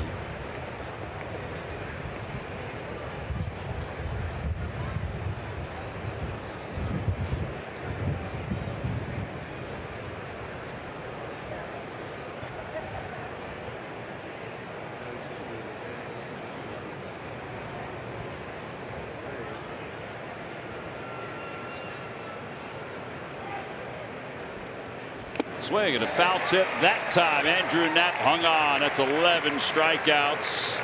Second time they've gotten Albies, who's so tough to get. He goes back to that slider.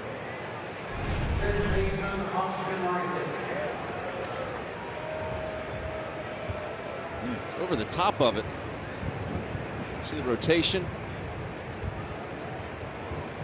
Out in front and over the top. Austin Riley is grounded out and struck out today. So hitless in 2 plate appearances. Freddie Freeman draws the throw.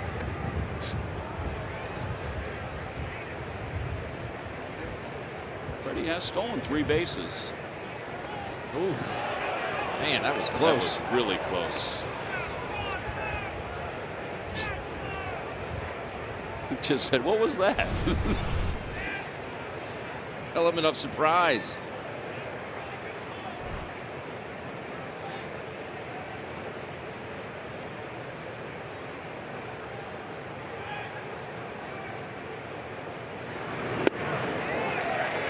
Still throwing 97 on that first pitch, and it's 0-1.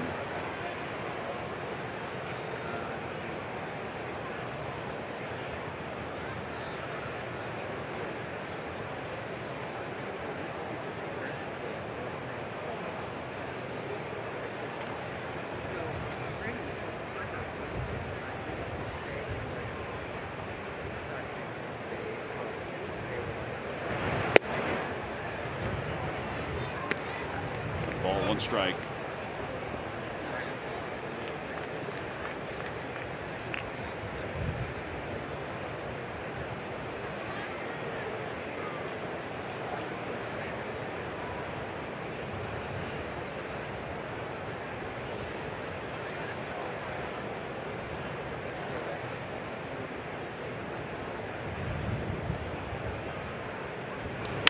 Out towards shallow center field. That's a long run in for Odubel Herrera. He says he has it though, and he makes the catch. 2 outs. Dansby Swanson's coming up. Take your next group outing, event, or fundraiser here at Citizens Bank Park. Tickets are on sale now for groups of 25 or more for most home games. Receive discounts on select games and locations. You can also see your group name in lights. Visit Phillies.com/group tickets for more information. Folks are asking about the attendance, which I think has been fine considering, but John Weber was on with us last week that group sales is just now going. Yeah, and that's a big part of the attendance numbers, so take advantage of it while there's still plenty of really good seats available. Again, tickets available this weekend against the Yankees for that 2-game series. That ball gets away from Andrew Knapp. That ate him up. Wild pitch, and it puts Freeman in scoring position. and nothing Andrew can do on that one.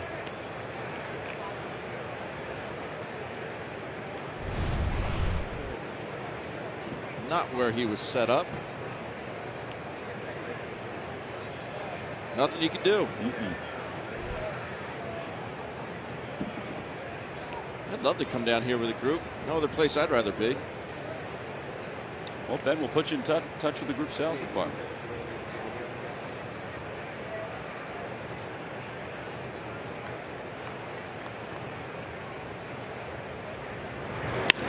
Back toward the middle to Reyes. Gets it on a nice, comfortable hot glove side. Throws out Dansby Swanson. That was a solid play to end a solid 7th inning for Zack Wheeler. No runs, a hit. Time to stretch. Walk off. You pitched I don't. I'm sure I was there. No, you were there. You pitched in the game. I'm not going to tell you what you did. You can go back and look at it, though. Here's Andrew McCutcheon. And that one is hit right back to the middle, but right at Ozzie Alvis. Why is he there? Come on, man. That's 10 ground balls.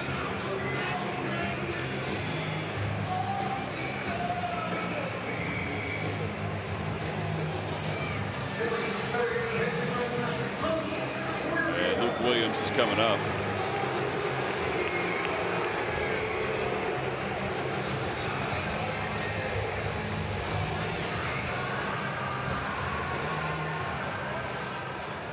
Ricky did pitch in that game where David Doster hit the home run, and he gave up a run in it. Oh, Ricky. But they went on to win it.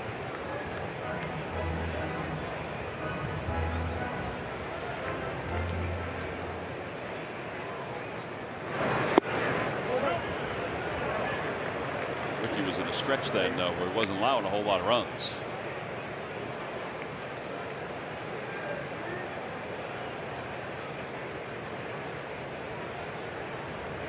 Probably blame the catcher.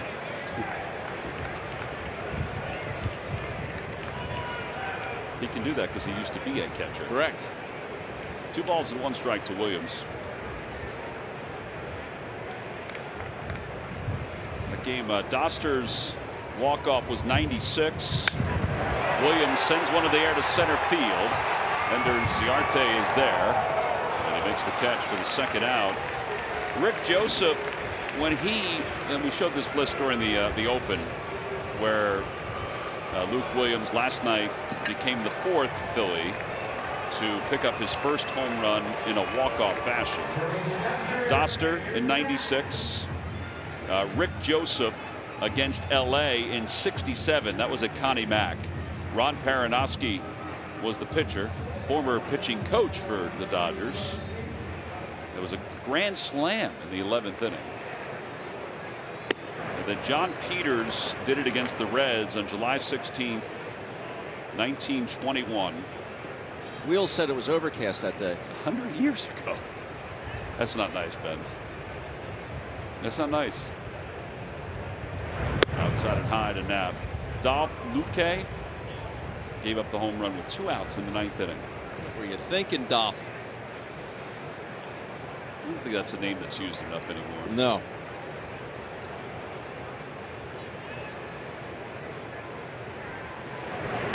Hit foul at 1-2. Statcast powered by Google Cloud gives us a look at Williams' home run. It would have been a home run in 24 of the 30 parks.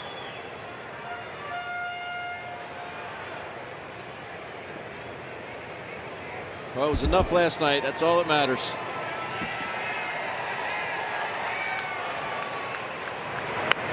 And that one's bunted up the third base line. That's a beautiful bunt by Andrew Knapp, who takes a big turn around first. You kidding me? I love that. Yeah. Very gutsy with 2 strikes, but I love it.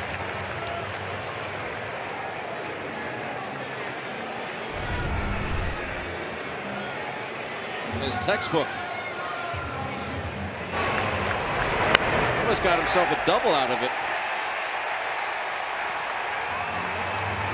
It's awesome. Yep. So I'll bring Torreyes up. By the way, in fairness to Ricky, and he just texted us and wanted us to make sure that we pointed this out. I said he wasn't giving up a lot of runs at that time.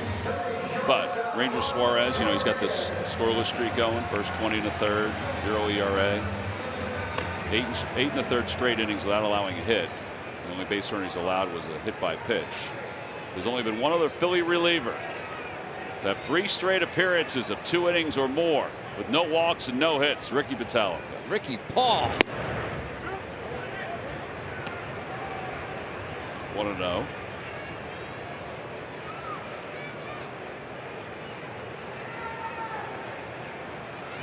Torreyes doubled. His last time up, flied out to right.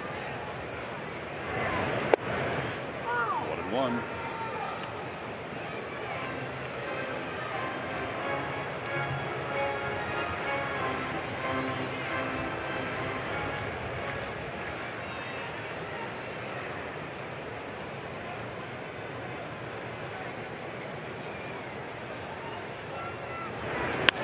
Line and caught by Dansby Swanson. The other side is retired. No runs, a bunt hit, and one man left. We're going to the as Zack Wheeler will go to work. Time now for Hyundai defensive plays of the game. This is a good play. It's an excellent play here by Gene Segura, getting to his feet, throwing out Austin Riley. The line drive here. Off the bat of Inciarte. Swanson ducking for his life. They are your Hyundai defensive plays of the game, brought to you by your local Hyundai dealers. Well, Ian Anderson looks like he is done. 7 innings, 4 hits, 1 walk, 4 strikeouts.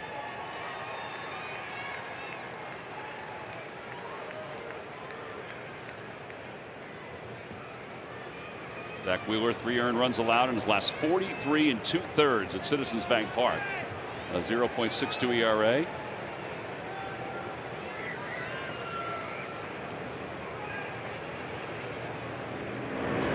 That one's hit out toward left field. McCutchen is back a step from the warning track, and he makes the catch.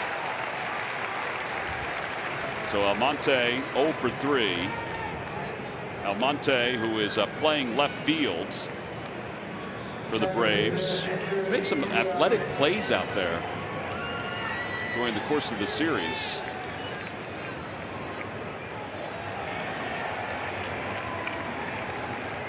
One in particular to McCutchen last night. Very athletic.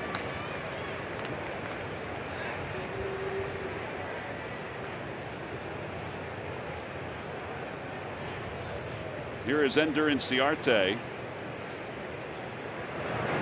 Inciarte and Pache, Inciarte and Heredia have been playing center field for Pache.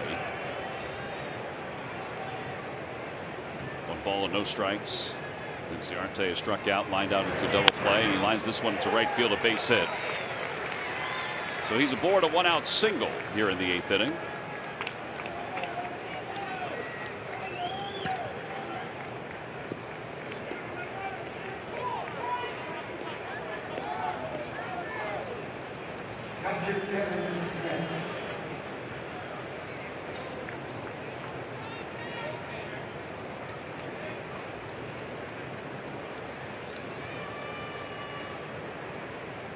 Kevan Smith, who has singled and struck out.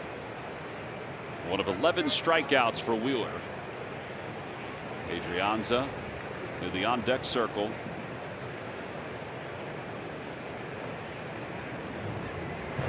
Grounder foul, and it's 0-1. Much rather have a ground ball than a strikeout right here.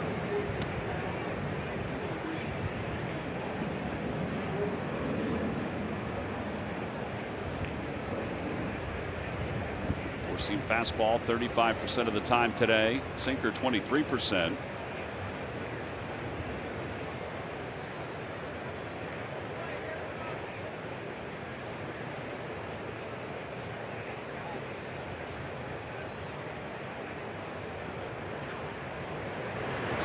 Swing and a miss. 98 in the 8th.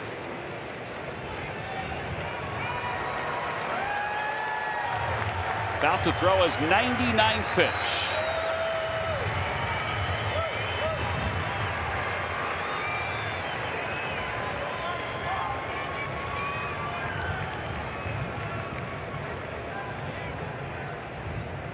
Yeah, the 0-2 coming. Good foul off to the right. It remains 0-2.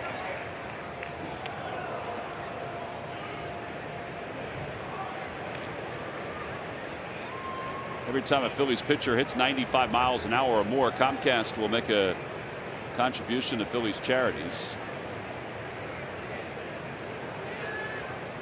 Phillies baseball is brought to you by Xfinity, the fastest internet in Philadelphia.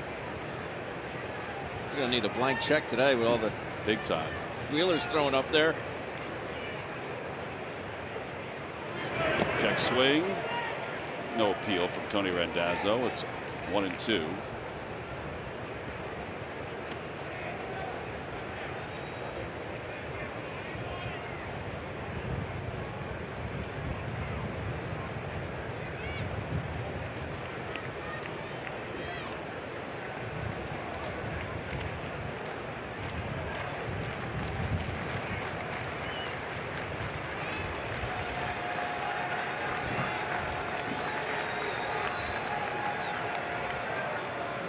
One-two pitch. Popped up. Out towards shallow left field. Torreyes says he has it. And he does. And now 2 outs here in the 8th inning.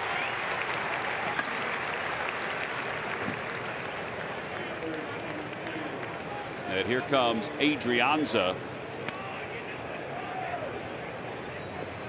Adrianza, I thought, would wind up playing today. Adrianza has had success against the Phillies as a pinch hitter. He's also played some left field. You know, they've been patching left field. The Braves have, as we mentioned the other night, with Almonte and with Adrianza, and I guess sometimes with Heredia, although Heredia has been starting in center field for Pache. Pache has been banged up and was struggling. Left field is Ozuna, who has the broken bones in his hand, but also was allegedly arrested for putting his hands on his wife while a police officer was around. So they're going to have that to deal with, which is ridiculous. But Adrianza has been good against the Phillies.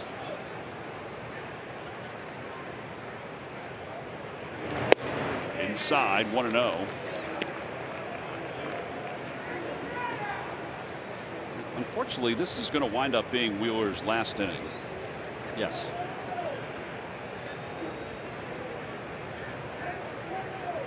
He is due to lead off, which he will not. 1 ball, no strikes, runner at first base, 2 outs. On the inside corner, and it's 1-1.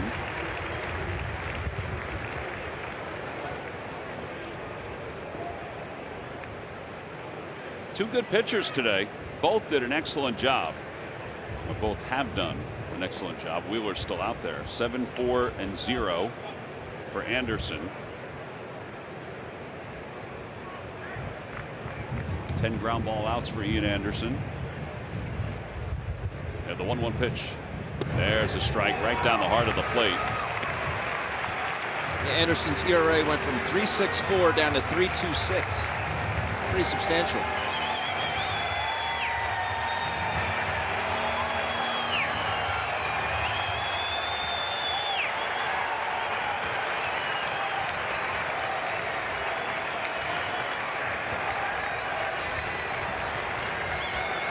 Now Adrianza calls for time.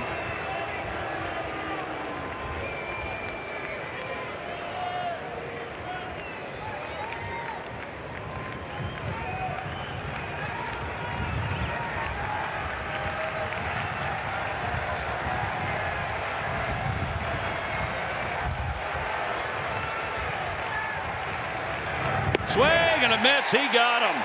How about a dozen strikeouts today for Zack Wheeler? He has reached double digits in strikeouts in 4 of his last 5 starts. Pretty incredible. No runs, 1 hit, and there is number 12. Man, his breaking stuff, slider curveball combination has been brilliant today. We'll go to the bottom of the 8th. Adjustable styles. For every cap sold, MLB will make a donation to MLB charities. Visit Phillies.com/new era for store hours. Bottom of the 8th inning, and the Braves obviously going to their bullpen to A.J. Minter, his 28th game.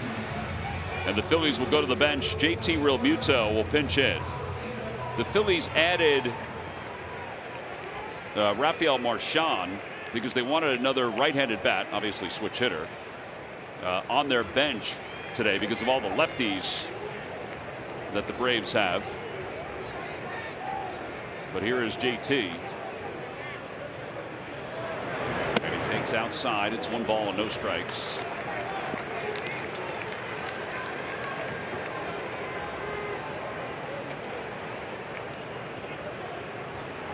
One for 5 career against Minter.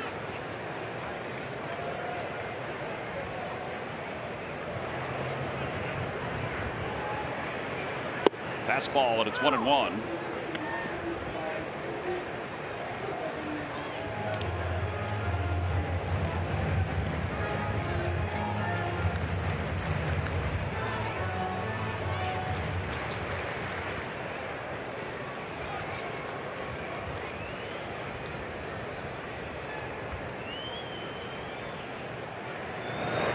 Hit softly to the right side.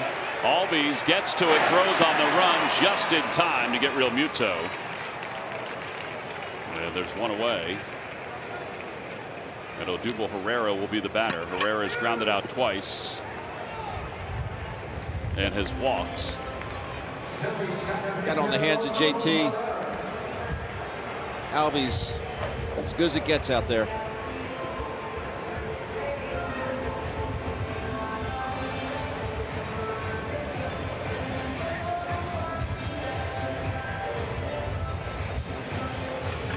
Odubel 1 for 8 with a strikeout and a walk.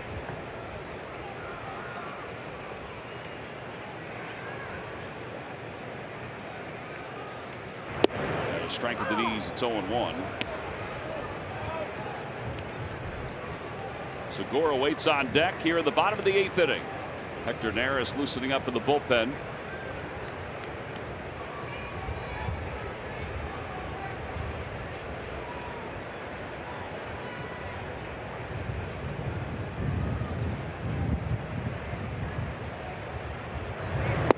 Outside, 1 ball, 1 strike.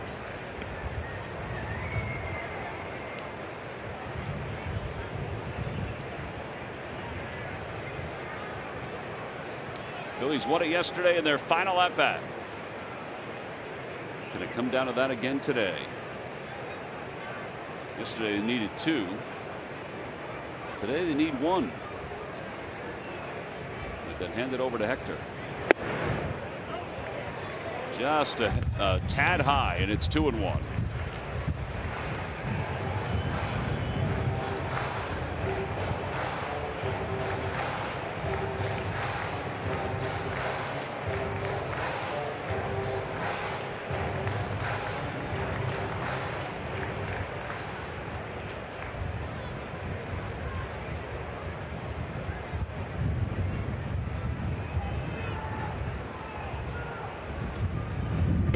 One.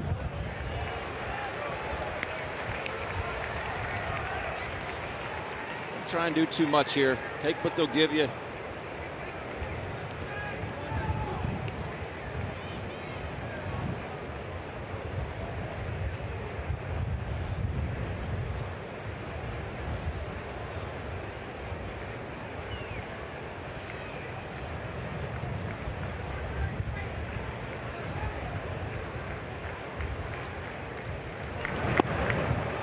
Three and 2. 3-1 slider.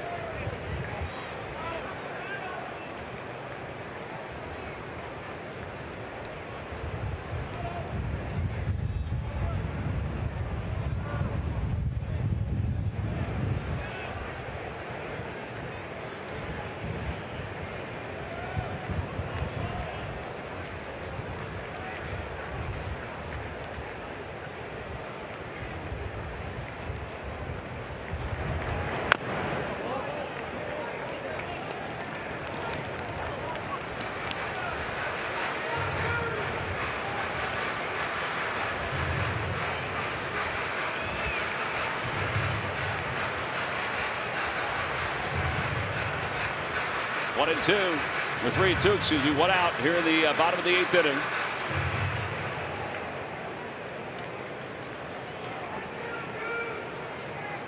See that big arm by Minter. I wouldn't be surprised if he goes back to that slider Although you're throwing 97 from the left side, you might just stick with that. That one's hit out toward right field. Acuna Jr.'s going back. It is up the top of the wall. Odubel heading to second base. It's bobbled by Acuna, and Odubel will stop at second. Son of a gun. 8th double.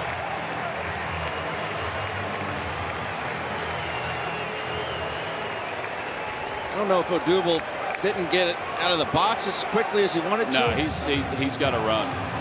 Because this ball is bobbled by Acuna, and I think he could have made it to third easily.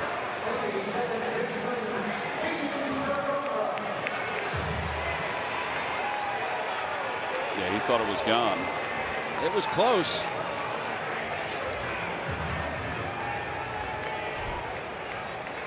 I don't mind it having him at third base with less than 2 outs. Infield would have had to have come in. And now Segura, who is 1 for 3. Had a fastball, and it's 0-1.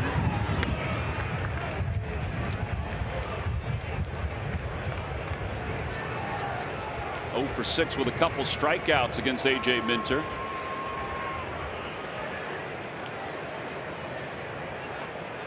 Herrera, the go-ahead run off second base.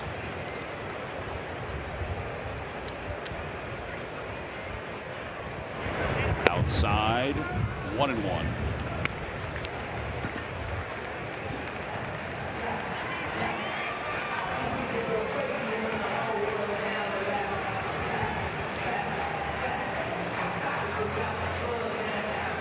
Again, Hector warming up in the bullpen.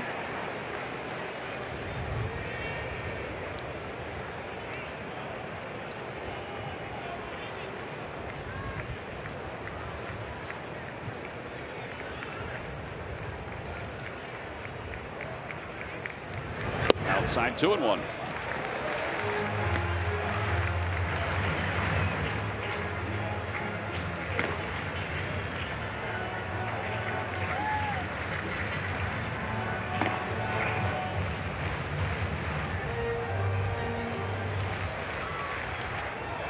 Gene's third bat he's had in his hand today. Broken 2. Been there. Runner leads off second. Over to third base. Past Riley down the left field line. Herrera's around third, heading for home. He's going to score. The Phillies are on top 1-0. How about it?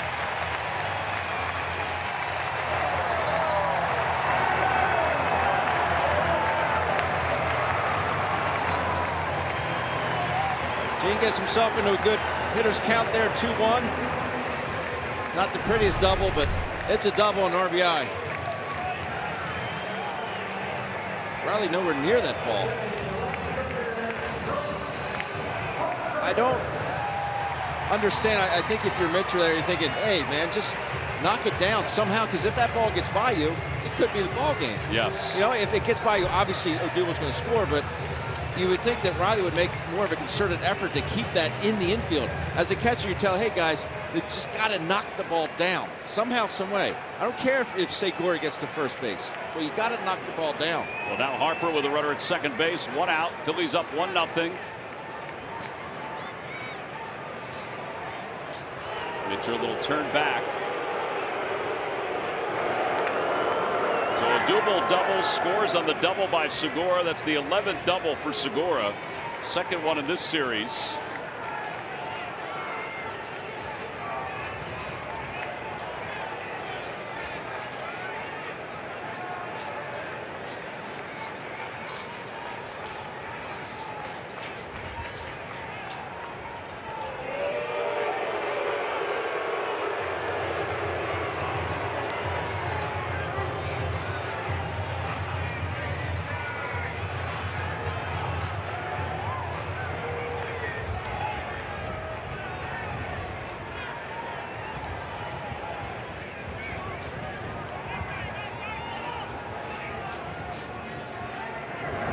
Swing and a miss. 0-1, 96 from Minter.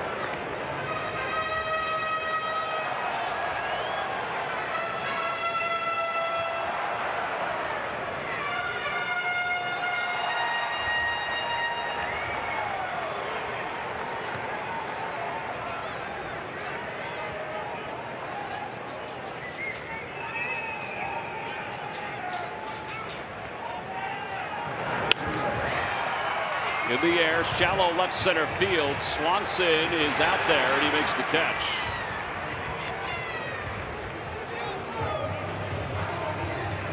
And there are 2 outs.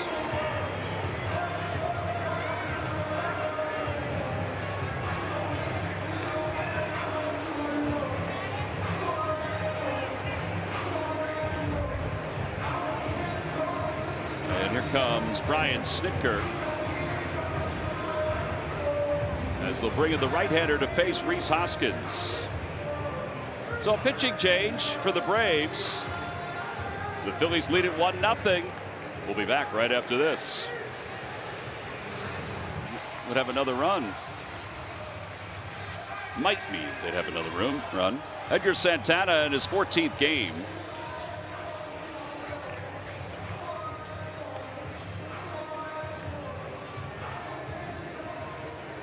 Segura's on second. He's got an RBI double. And now Rhys Hoskins 0 for 3. 0 for his last 19. Good time to break that one. Break that slump up. Taps it foul, 0-1.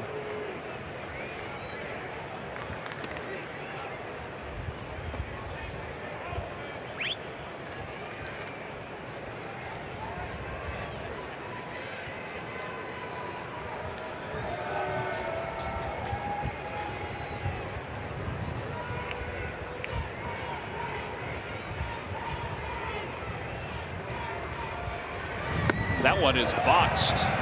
Smith, he must have been crossed up on it. Go off Randazzo. I thought it hit the glove. Maybe it hit both. Maybe it did just hit Randazzo, but he missed it. Because he did not flinch. Take a look. Nope, the thumb. Right off the mitt.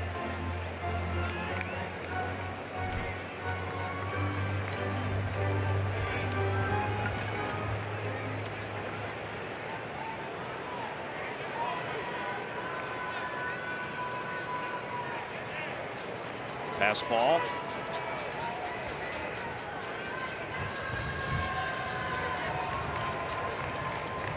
One ball and 1 strike with a runner at third base.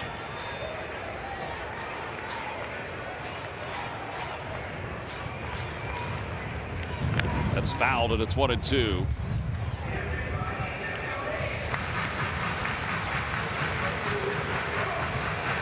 Love to get this run in here, Tom.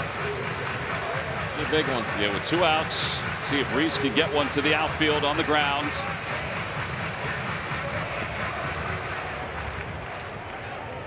Braves with the top of the order to bat in the top of the 9th.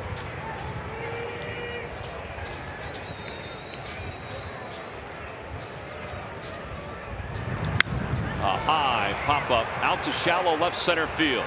Dansby Swanson waits a few steps from the infield dirt, makes the catch.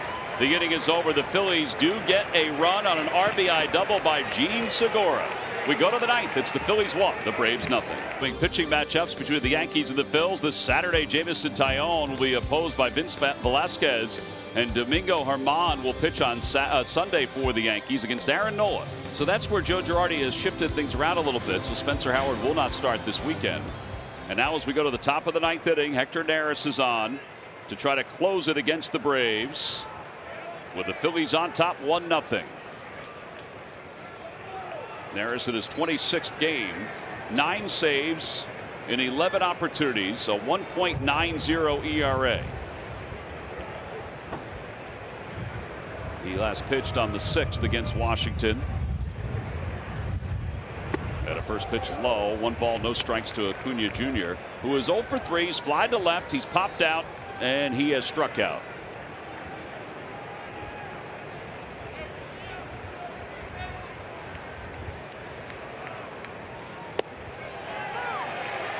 A frustrating day for the Braves offense. Hopefully that continues. And I'll tell you why it's so frustrating to face someone like Zack Wheeler.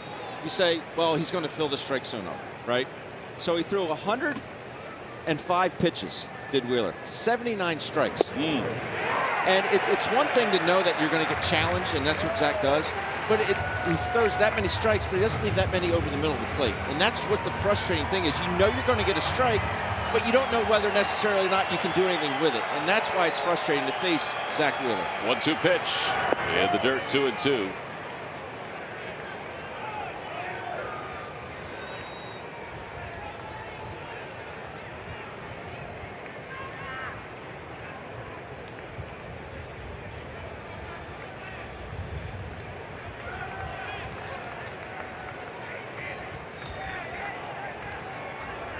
2 balls and 2 strikes.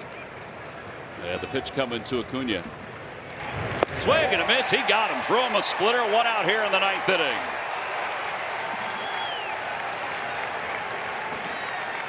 It was a good one.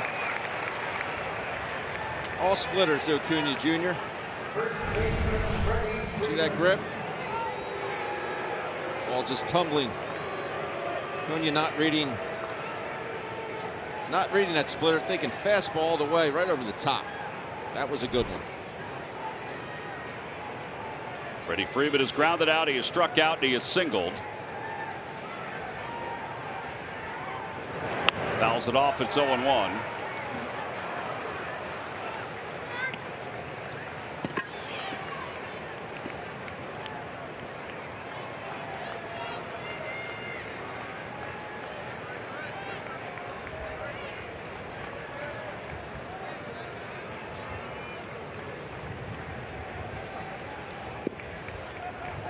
Three infielders on the right side. Inside, 1-1. Ow. Did that get Randazzo? Sure did.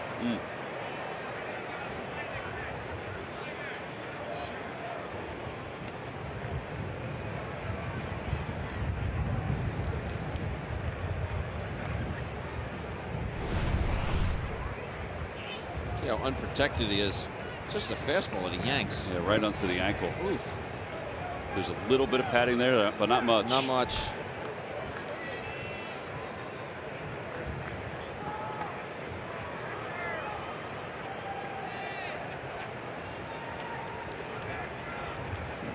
Swing and a miss. 1-2.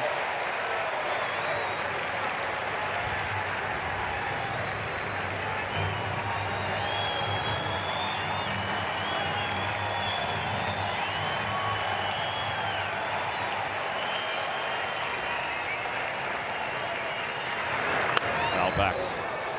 All heaters, Tom.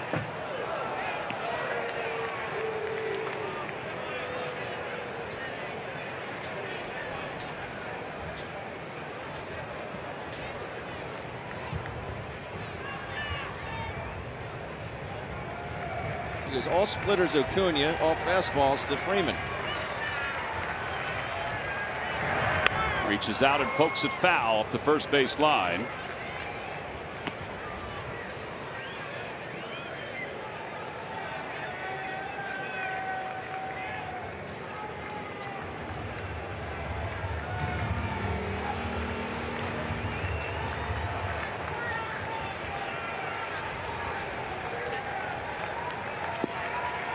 And now the 1-2 pitch.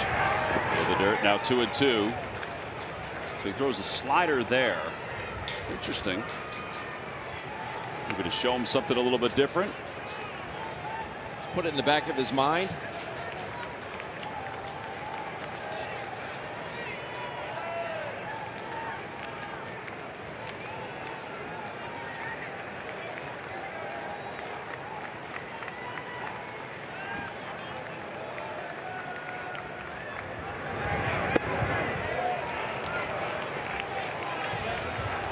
It's run to 3-2. Albies is on deck. The Braves no runs on 4 hits. The Phillies 1 run on 6 hits.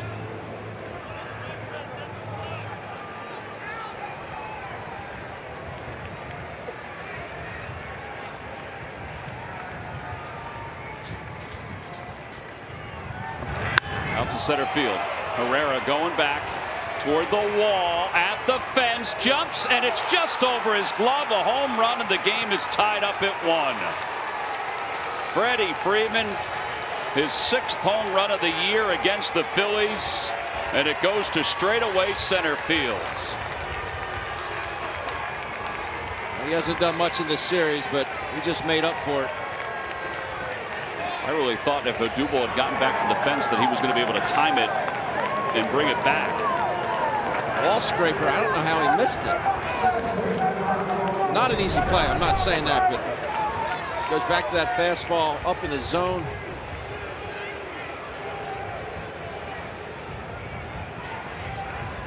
Just mistimed his leap. Yes, I think that's what it was. All right, so we're tied up at 1 here in the top of the 9th inning, and Albies is 0 for 3, couple strikeouts. It's 1 ball and no strikes to him. 2 balls and no strikes. Third blown save for Hector. 0 for 11 with a strikeout and a walk.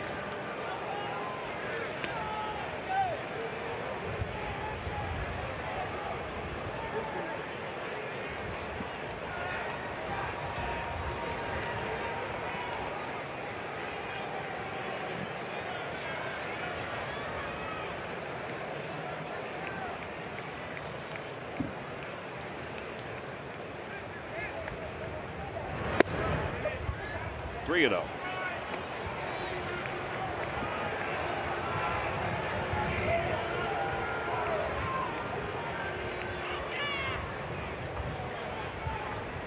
Freddie Freeman's home run is 14th of the year.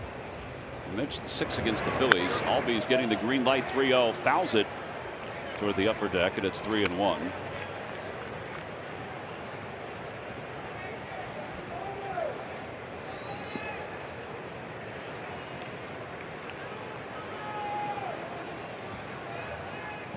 Austin Riley waits on deck, and ball 4.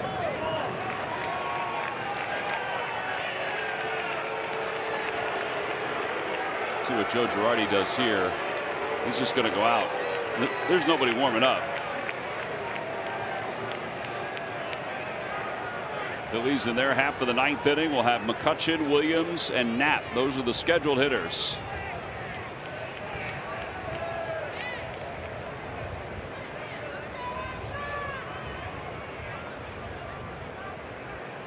And Austin Riley, who is 0 for 3, a ground out, a strikeout, and a flyout.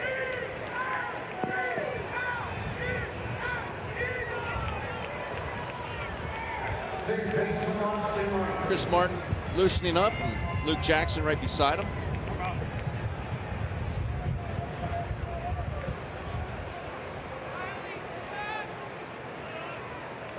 Really quick talk from Joe. Well, he did all the talking.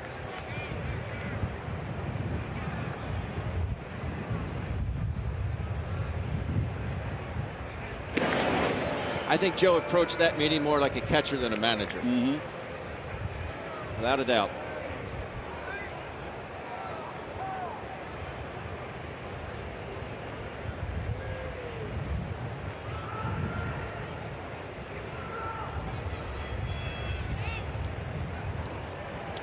Over to third base, foul, and it's 0-1.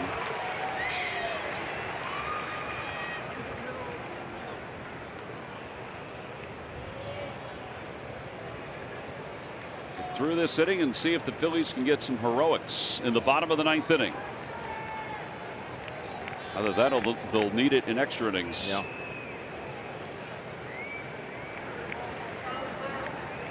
Couldn't it just been easy for once? Is that asking too much? Only the second hit for Freeman against Neris in 13 at bats in his career. Good slider there.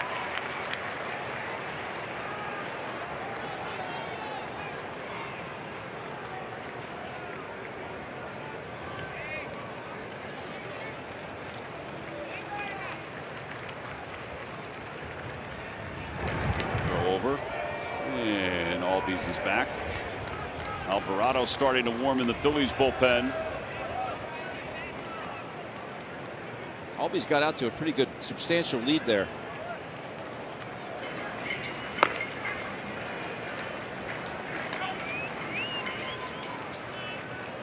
There he goes. Pitch inside, ball off the glove of Knapp, so it'll be a stolen base. The 6th of the year for Albies. I don't even know if Andrew had a play if he had grabbed it and thrown. No chance. He got an excellent jump.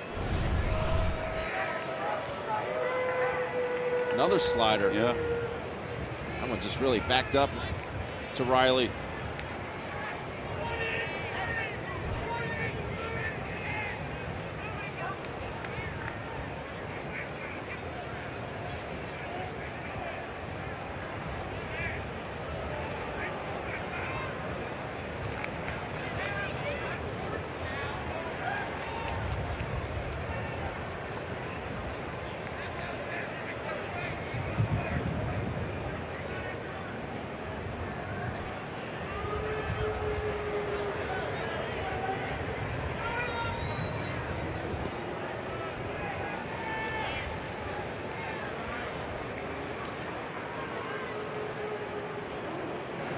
Swing and a miss.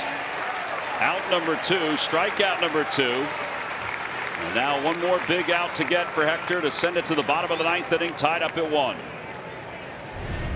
Climbs the ladder, 4-seamer. Now that ball stays on plane.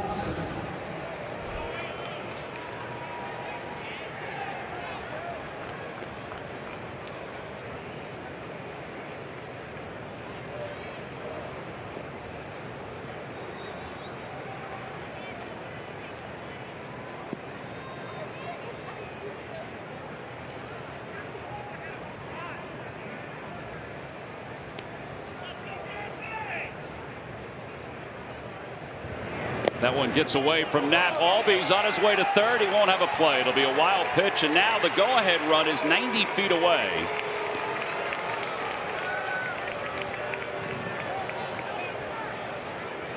I think Andrew had a shot at Albies at third base. Yeah, because Albies held up. But I don't think Andrew wanted to risk throwing it down the line, which isn't necessarily a bad idea.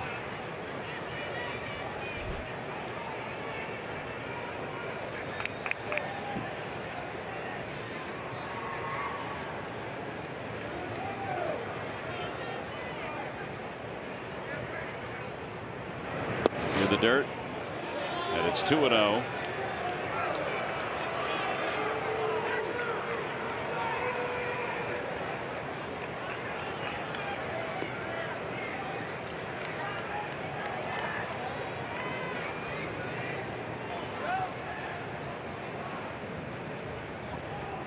Almonte waits on deck.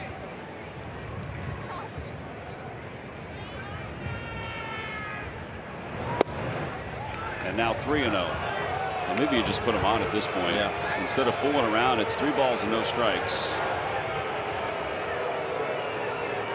Alvarado may be coming in anyway.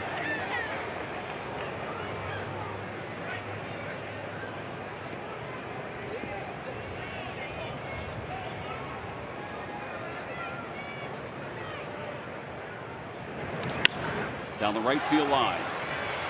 Ends out of play. 3-1.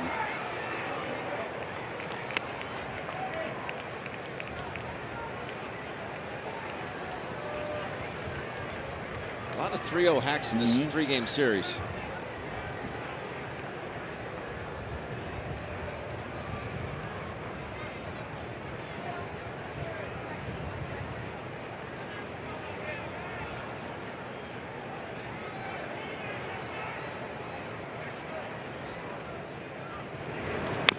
Off the foot on a foul ball.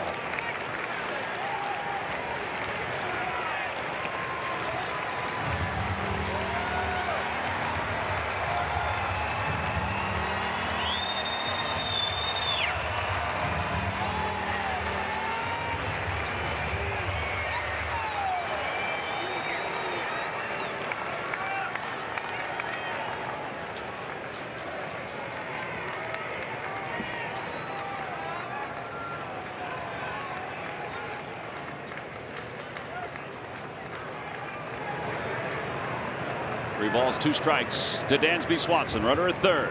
And the pitch from Neris. Popped up, left side.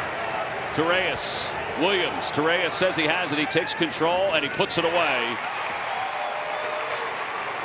The Braves get 1 run on the home run by Freddie Freeman. Middle of the 9th inning. It's Atlanta 1 and the Phillies 1. Kutch to lead Jackson. That is going to be the new pitcher for the Braves. 25th game for Jackson. All right, well, the last time the Phillies walked off on back-to-back days, Segura was part of it. It started on June 26, 2019. Jay Bruce against the Mets, 10th inning. Center field over the head of Lagares, kicked around. Roman Quinn scored. That's his first walk-off as a Philly. And then the next day, Gene Segura. This was tremendous. It was an unbelievable comeback against those Mets. 3-run shot, completed a 4-game sweep for the Fighting Phils against those Mets.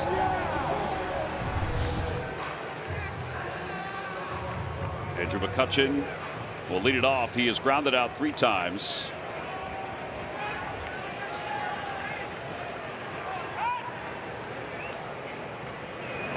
Pitch outside by Jackson. And it's 1-0.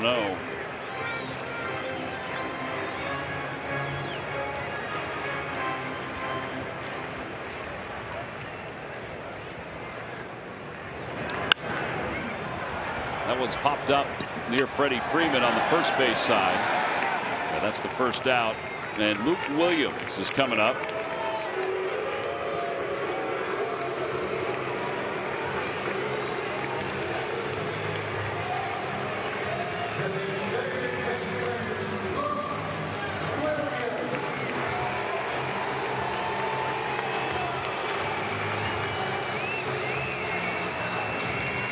Can he be the hero for a second consecutive day? Would be awesome if he could. It would be awesome. Shows bunt. Riley was way back at third, which I was surprised that he was or is still, because if Jackson lays down the same bunt that he had for his first big league hit, even where Riley is now, it's going to be a base hit. Yes. Family is here. That's a high bouncer over to third. Riley takes care of him. 2 outs.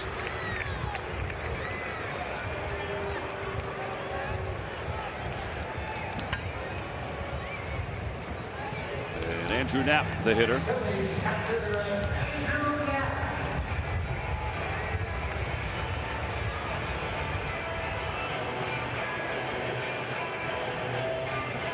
Knapp is 1 for 3, fly to right, struck out, and singled on a bunt. His last time up. At the knee or below the knees, it's 1-0.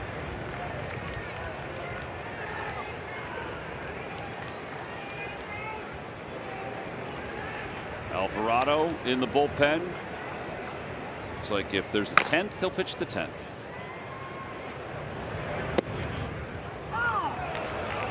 Well, Jackson missed his spot, but it was still in the zone, and it's evened it up 1-1.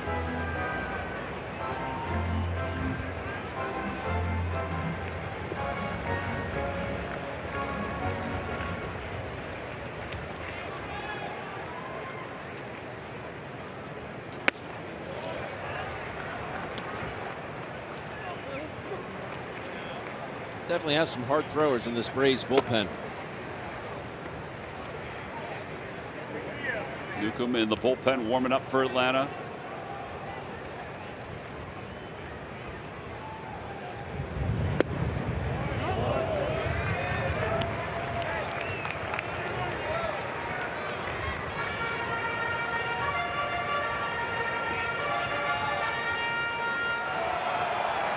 I think he challenged him here.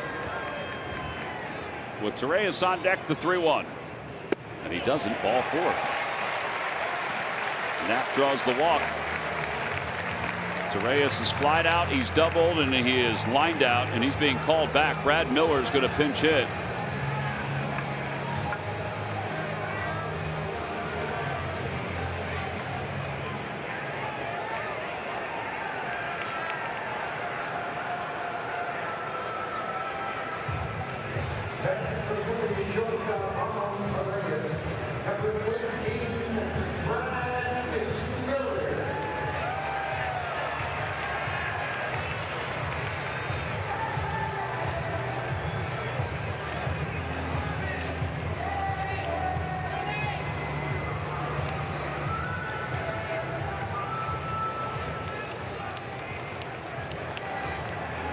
Got action.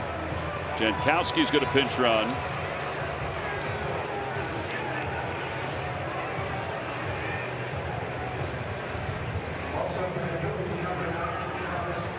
That's why having 3 catchers comes in handy at times.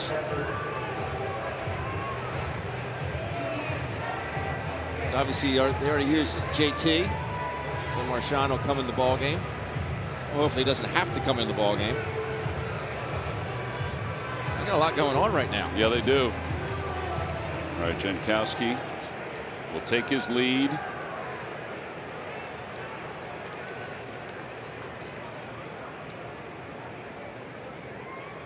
Got a first pitch in there for strike 0-1.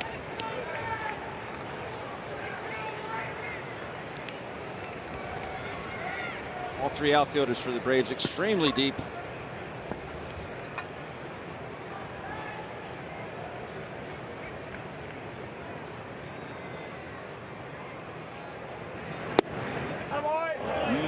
One ball, one strike. Good eye, Ted.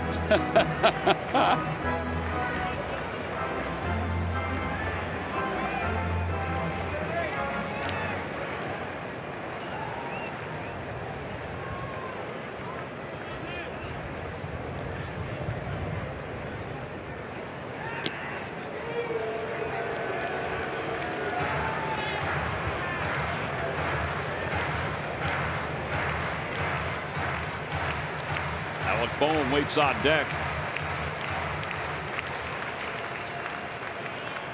One ball, one strike.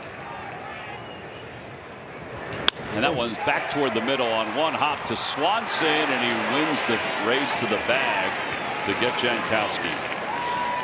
I didn't think that was the right decision when I saw him starting to go to the bag because Jankowski can run, but so can Swanson. Fielder's choice. We're going extra innings. The Braves and the Phillies tied up at 1. Phillies are 2-3 in extra inning games. The Braves 1-5. All right, we've got some wholesale changes. Luke Williams is going to play shortstop. Alec Bohm is on to play third. Rafael Marchand, who was added to the list today, is behind the plate. And Jose Alvarado is the new pitcher in his 25th game. And Dansby Swanson will be the runner at second base. The ghost runner. Well, we were talking to Scott the other day. It was me, Scott, Jason Stark down in the field, and we're trying to come up with what you would call the runner at second. I said we call him a ghost runner, extra runner. I think we called him extra runner last year. Scott said zombie runner, which he got from Eric Nadell, who's the radio voice of the Rangers, because zombies come back from the dead. Good point. So I've heard that over the last few days watching a couple of the Rangers games. So we got to come up with something, Jason said, for who the runner is at second base. Zombie runner's pretty good.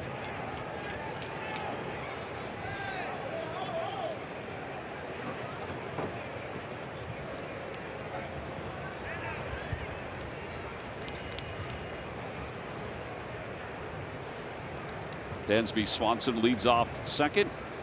Almonte takes strike one. 0-1.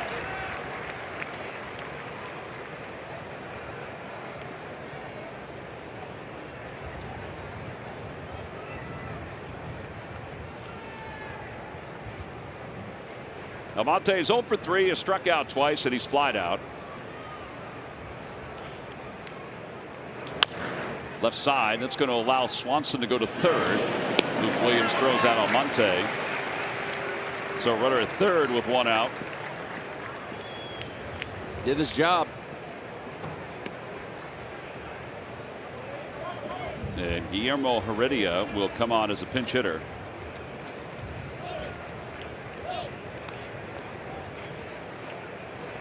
Phillies will play the infield in a 1-1 game here in the top of the 10th inning.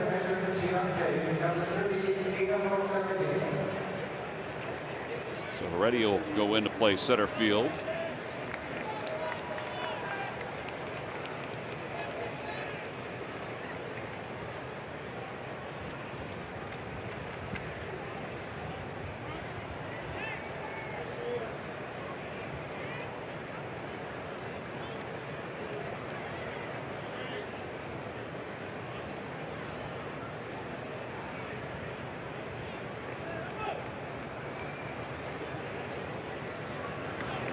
Way upstairs. Wake up, Rafael, in a big way. He's got good hands behind the plate. Great hands.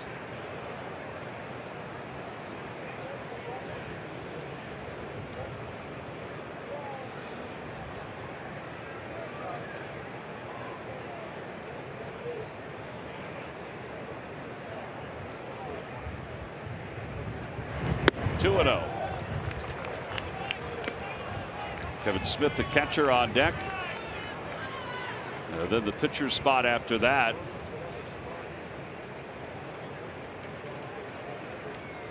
Already at 248 with 2 home runs, 11 runs batted in.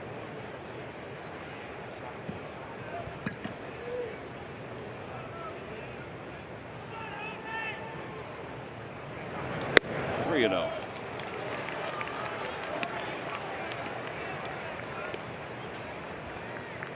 it's not a bad thing if he walks and just, you know, then face Smith. The only problem is, though, is if you, after Smith, it's going to be Pablo Sandoval, you would think, right? They may end up pinch hitting Contreras for Smith. Well, they could. He's been red hot. Ball 4. All right, so first and third with 1 out. And Smith is going to bat.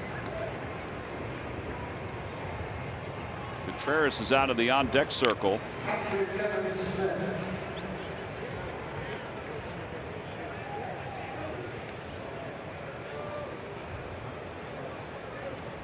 Maybe Brian Snitker likes to panda from the left side a little bit more. Could be.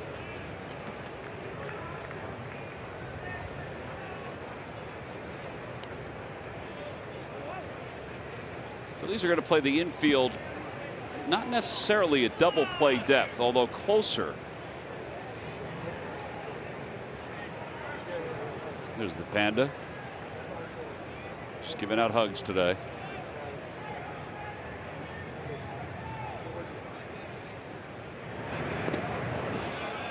Want to know.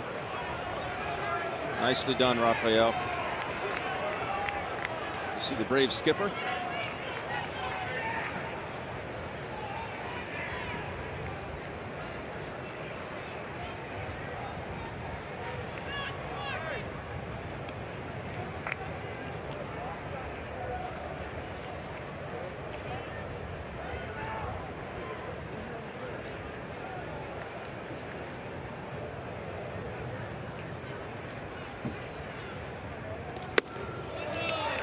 Well, there may need to be a visit from Caleb Cotham. That usually centers Alvarado. Usually centers him. And they have 5 left. Might as well calm them down if you can. See the frustration on Alvarado after he threw that pitch.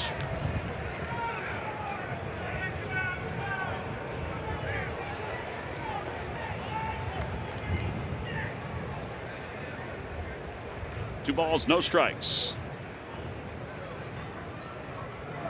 That one goes right between the legs of Marchand. Here comes the go-ahead run. Swanson slides home safely. It's 2-1 in favor of the Braves. Alvarado's having a wild day.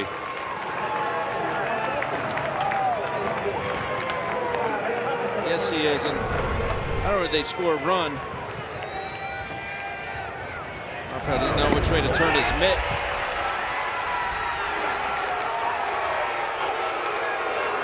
They score the run and take the double play out of play.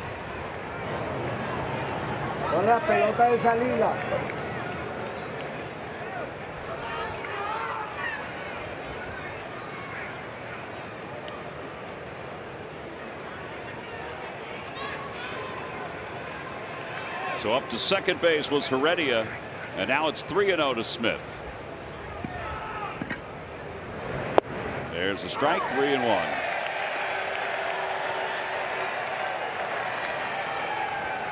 Phillies will start their half of the 10th inning with an extra runner.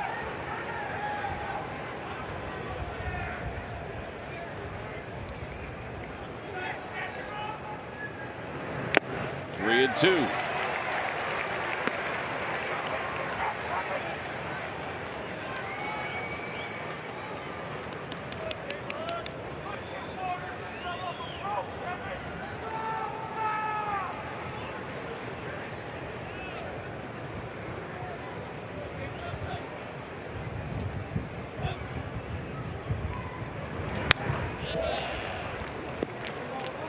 Smith right on that 100.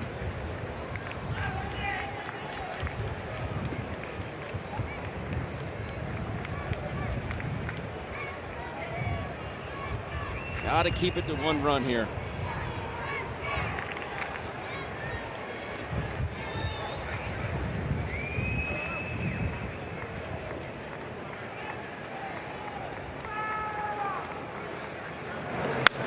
back, and it remains 3-2.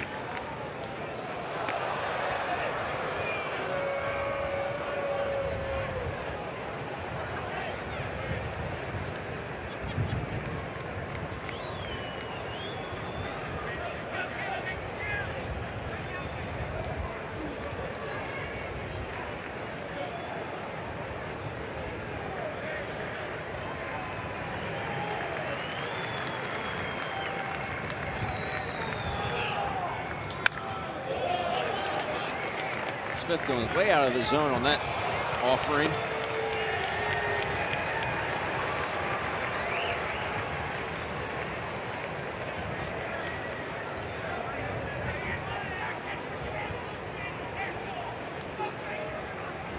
Smith in swing mode here.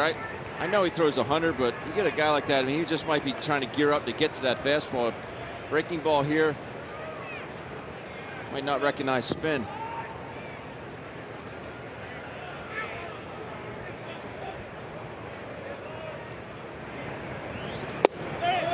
Inside with 99, ball 4. First and second, 1 out. Contreras is going to be announced as the pinch hitter for the Braves. Caleb Cotham heading out. Joe Girardi is going to get somebody up and warming in the bullpen. Archie Bradley starts to warm up.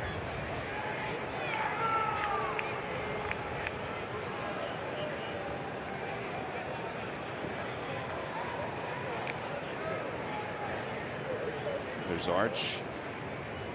That's a 9-pitch at bat by Smith, and he fouled 4 pitches off, and all were 99, 100 miles an hour.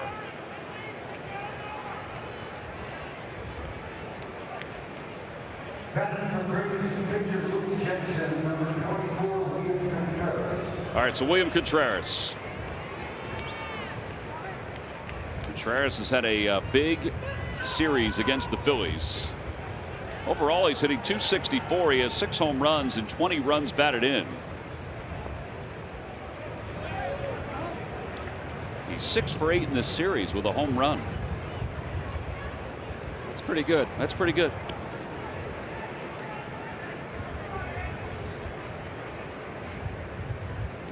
Swing and a miss. That's the 14th sinker that he's thrown in this inning. Not many 4-seamers.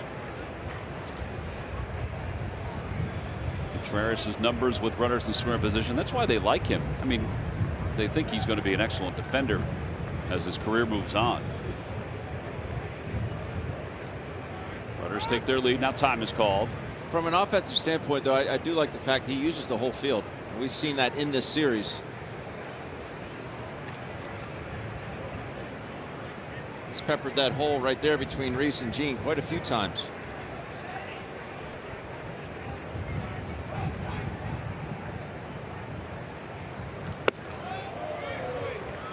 Cutter inside, 1-1.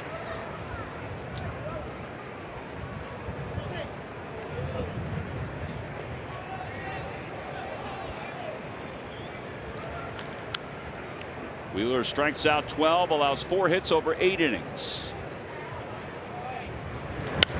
Out of play, and it's 1-2.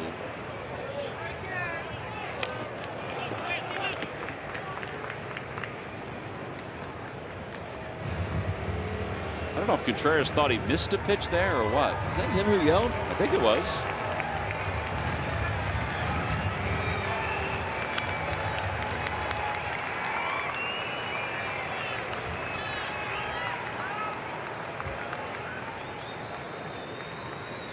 And a strike 3 called, 100 miles an hour. There it is. 2 outs. And now Acuna Jr. is coming up. He's looking into the Phillies dugout. I don't think Joe's going to go get Archie Bradley here. He'll wait and allow Alvarado to pitch.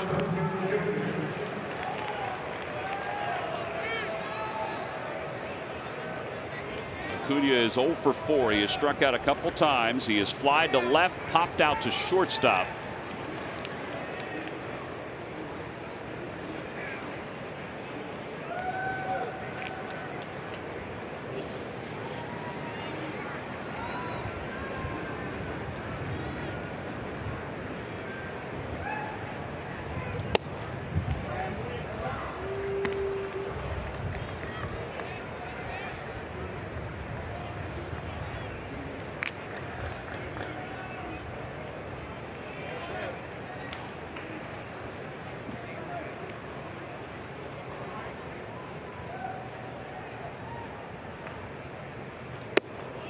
2 balls and no strikes.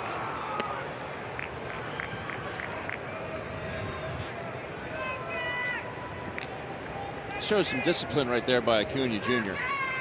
Figured he'd be sitting on an 0 for 4, a couple punch outs. Wants to atone for that. That's borderline pitch, and he did not offer.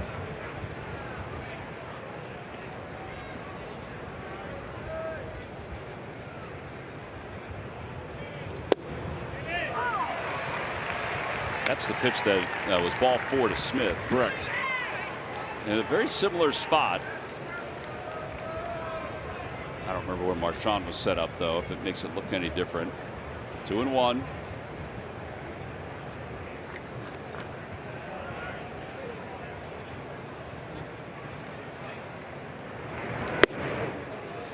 Three and 1.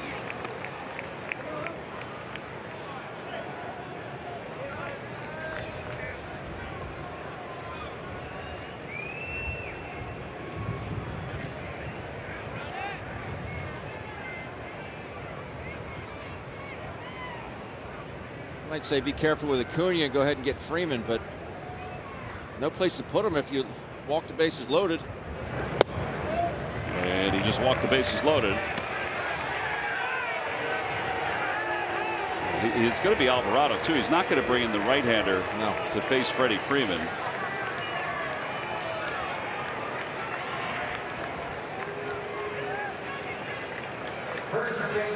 All right, so bases loaded for Freeman, who tied the game at 1 in the 9th inning. He has a grand slam this year.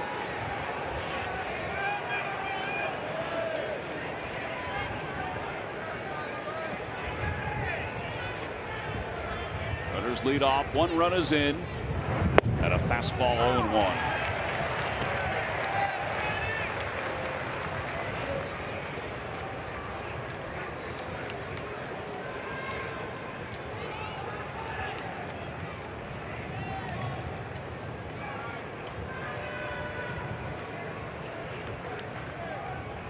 Two. That's nasty. Yeah, if you can do that again, throw that same pitch again. Just the 5th at bat. 6th plate appearance for Freeman against Alvarado. Bases loaded, 2 outs here at the top of the 10th, and the 0-2 pitch coming to Freeman. Outside 1-2.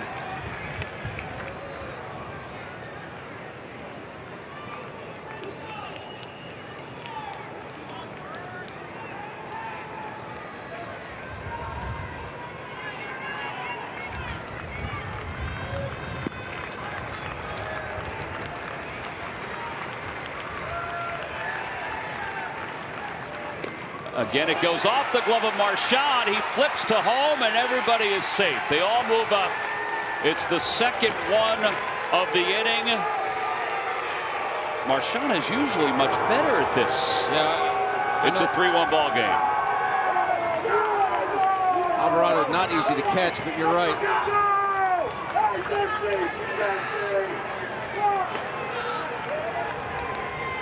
First one was a wild pitch. This one has been scored a pass ball. Again, he didn't have his glove the right way. Yep. Right, Ben, or is there something else? He could have rolled it. He could have rolled it. Make sure your thumb stays up on that. I got to tell you, I never thought that what would happen behind the plate would be an issue in this inning with Marchand out there. He's just so good. All right, 2 runs are in. It's 2-2 to Freddie Freeman. It's a 3-1 ball game. And the pitch to Freeman. Over to first base. Reese has it. Alvarado there to cover. The inning is finally over. The Braves score 2. They do so without a base hit. We'll go to the bottom of the 10th. Alec Bohm scheduled to lead it off field. And Chris Martin takes over on the mound. Martin in his 13th ball game. Will Smith has worked the last 2 days. He gave up the lead yesterday. Now, Tony Randazzo is going over to Joe Girardi because they're discussing who the extra runner is going to be for the Phillies, because they've made changes to the previous 2 hitters. It was Alvarado who allowed the 2 runs. hopes that his team can get a couple runs to at least tie it. Now, conceptually, the way things have worked this year, you would think Luke Williams would be the guy because they made 2 changes. But because Marchand, a position player, went in, they're going to use him. That was one of the rules at the beginning of this year that we hadn't seen much of even last year. Right. So Marchand is the extra runner. And Alec Boehm is the hitter.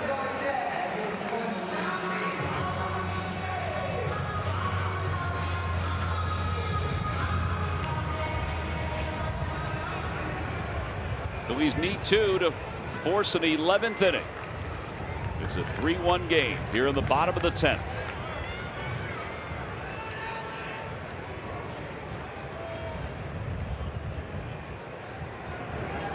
And the first pitch fouled back. It's 0-1.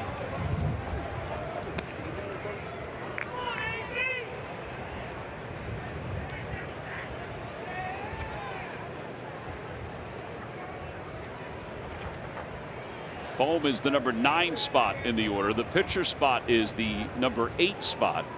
And Marchand is the number 7 hitter. No balls, 1 strike to Boehm. Boehm up for the first time. Did not start today.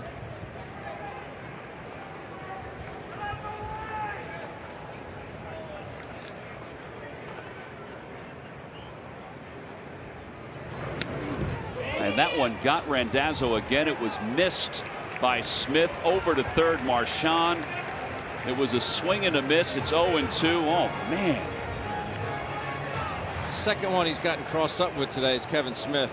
That, I thought he fouled it, but I think that was off his mitt. It was so loud off his arm, I thought he foul tipped it. My goodness.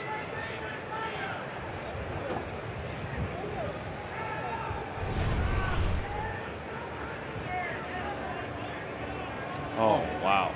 Man. He definitely was crossed up. Take a listen.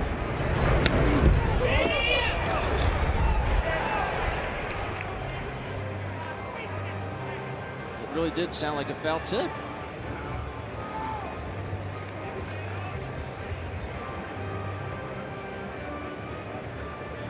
Yeah, he got banged up before in a similar situation. The catcher, Kevan Smith, went over and apologized to him. Phillies athletic trainer Aaron Hoback is out making sure he's okay. Joe West came down as well. Said he's okay. Tony's had a lot of back problems during his career. It's good to see him back on the field. He was in and out for a couple seasons.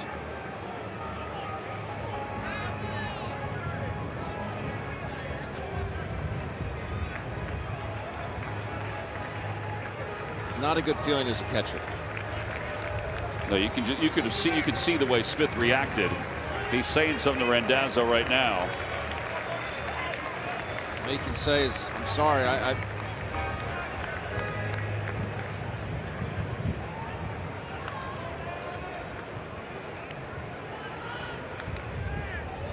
So the pass ball moves Marchand over to third. Again, the Phillies need 2. It's a 3-1 ball game.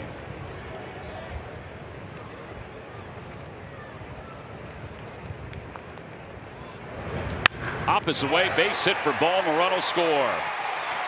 It's now 3-2, and that means the tying run is at first. And that pass ball by Marchand is so pivotal here. Otherwise, we'd have a tie ball game.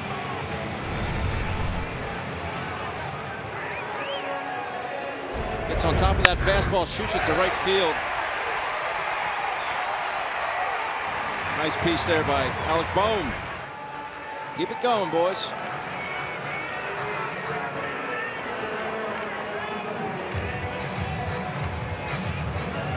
So now Odubel Herrera, he doubled and scored the game's first run. That was in the bottom of the 8th inning.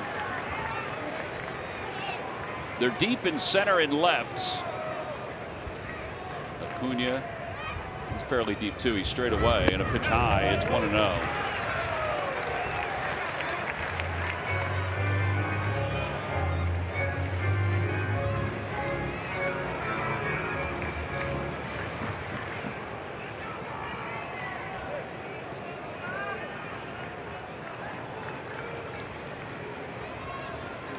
Short lead for Bohm off first.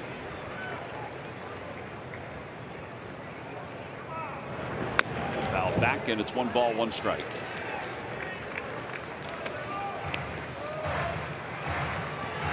Top of the order is up with a runner at first base.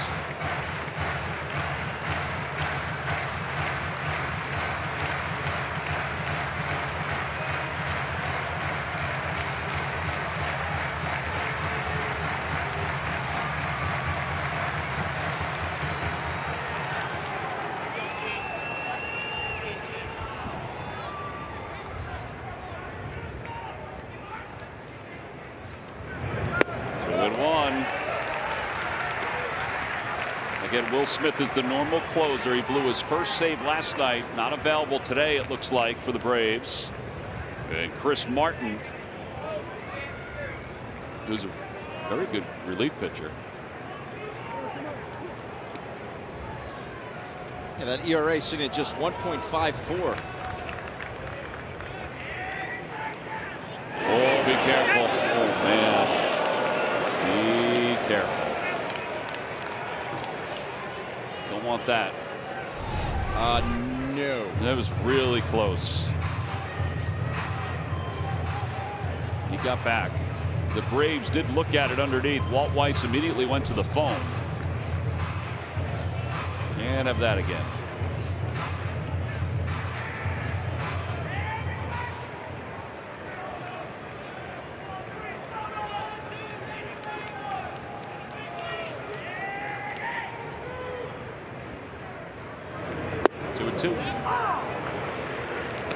What Odubel was looking for there. Count is even, 2-2. Segura waits on deck. Next is, after him is Harper.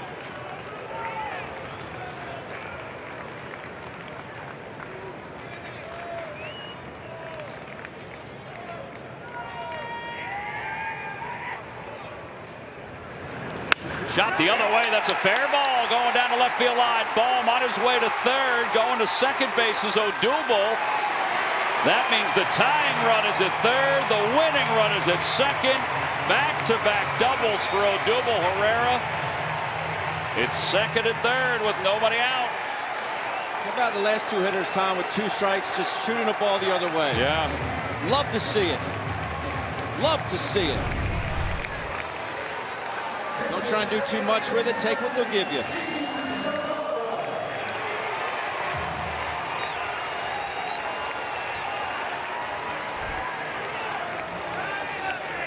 Braves hoping to get Segura here, and then they can walk Harper and pitch to Hoskins. That's what I'm assuming.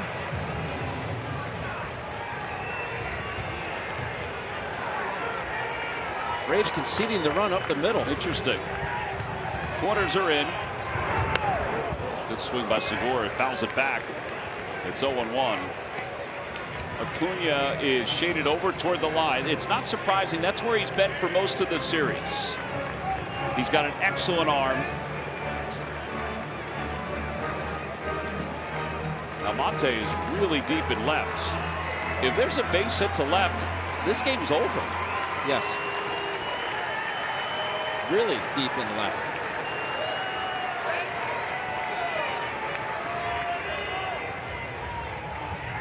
0-1 as the runners lead off. The pitch coming to Segura. Out to left center field. Well hit. Almonte's going back toward the 387 sign. It's off the top of the wall. Bohm will score. Here comes Odubel Herrera around third. He'll score. Gene Segura. He's bringing everybody out to where the ball was. The Phillies win it 4-3. here in the bottom of the 10th inning. The celebration around Jean Segura. Walk me off 2 times.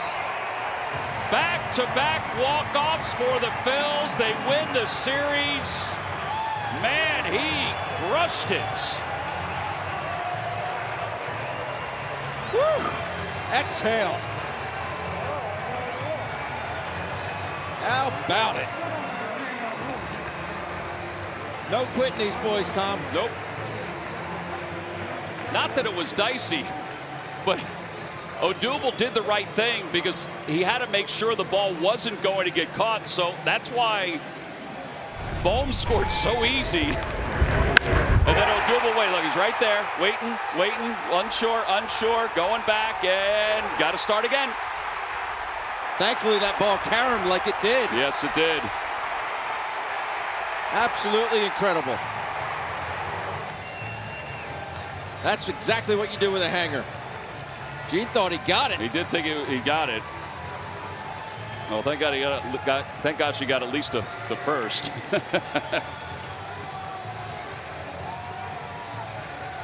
Dugout's waiting. They know one's in. Look at Joe. Come He's on, like, come on, Odubel. Come on. Okay, here he comes. Beautiful. 2 runs, or 3 runs, excuse me, score as the Phillies erase a 2-run deficit here in the 10th inning. Our Chevrolet player of the game, Jean Segura, a 2-run walk-off RBI single is how they scored it, but he crushed it. Phillies win back-to-back walk-offs here at Citizens Bank Park. Whew.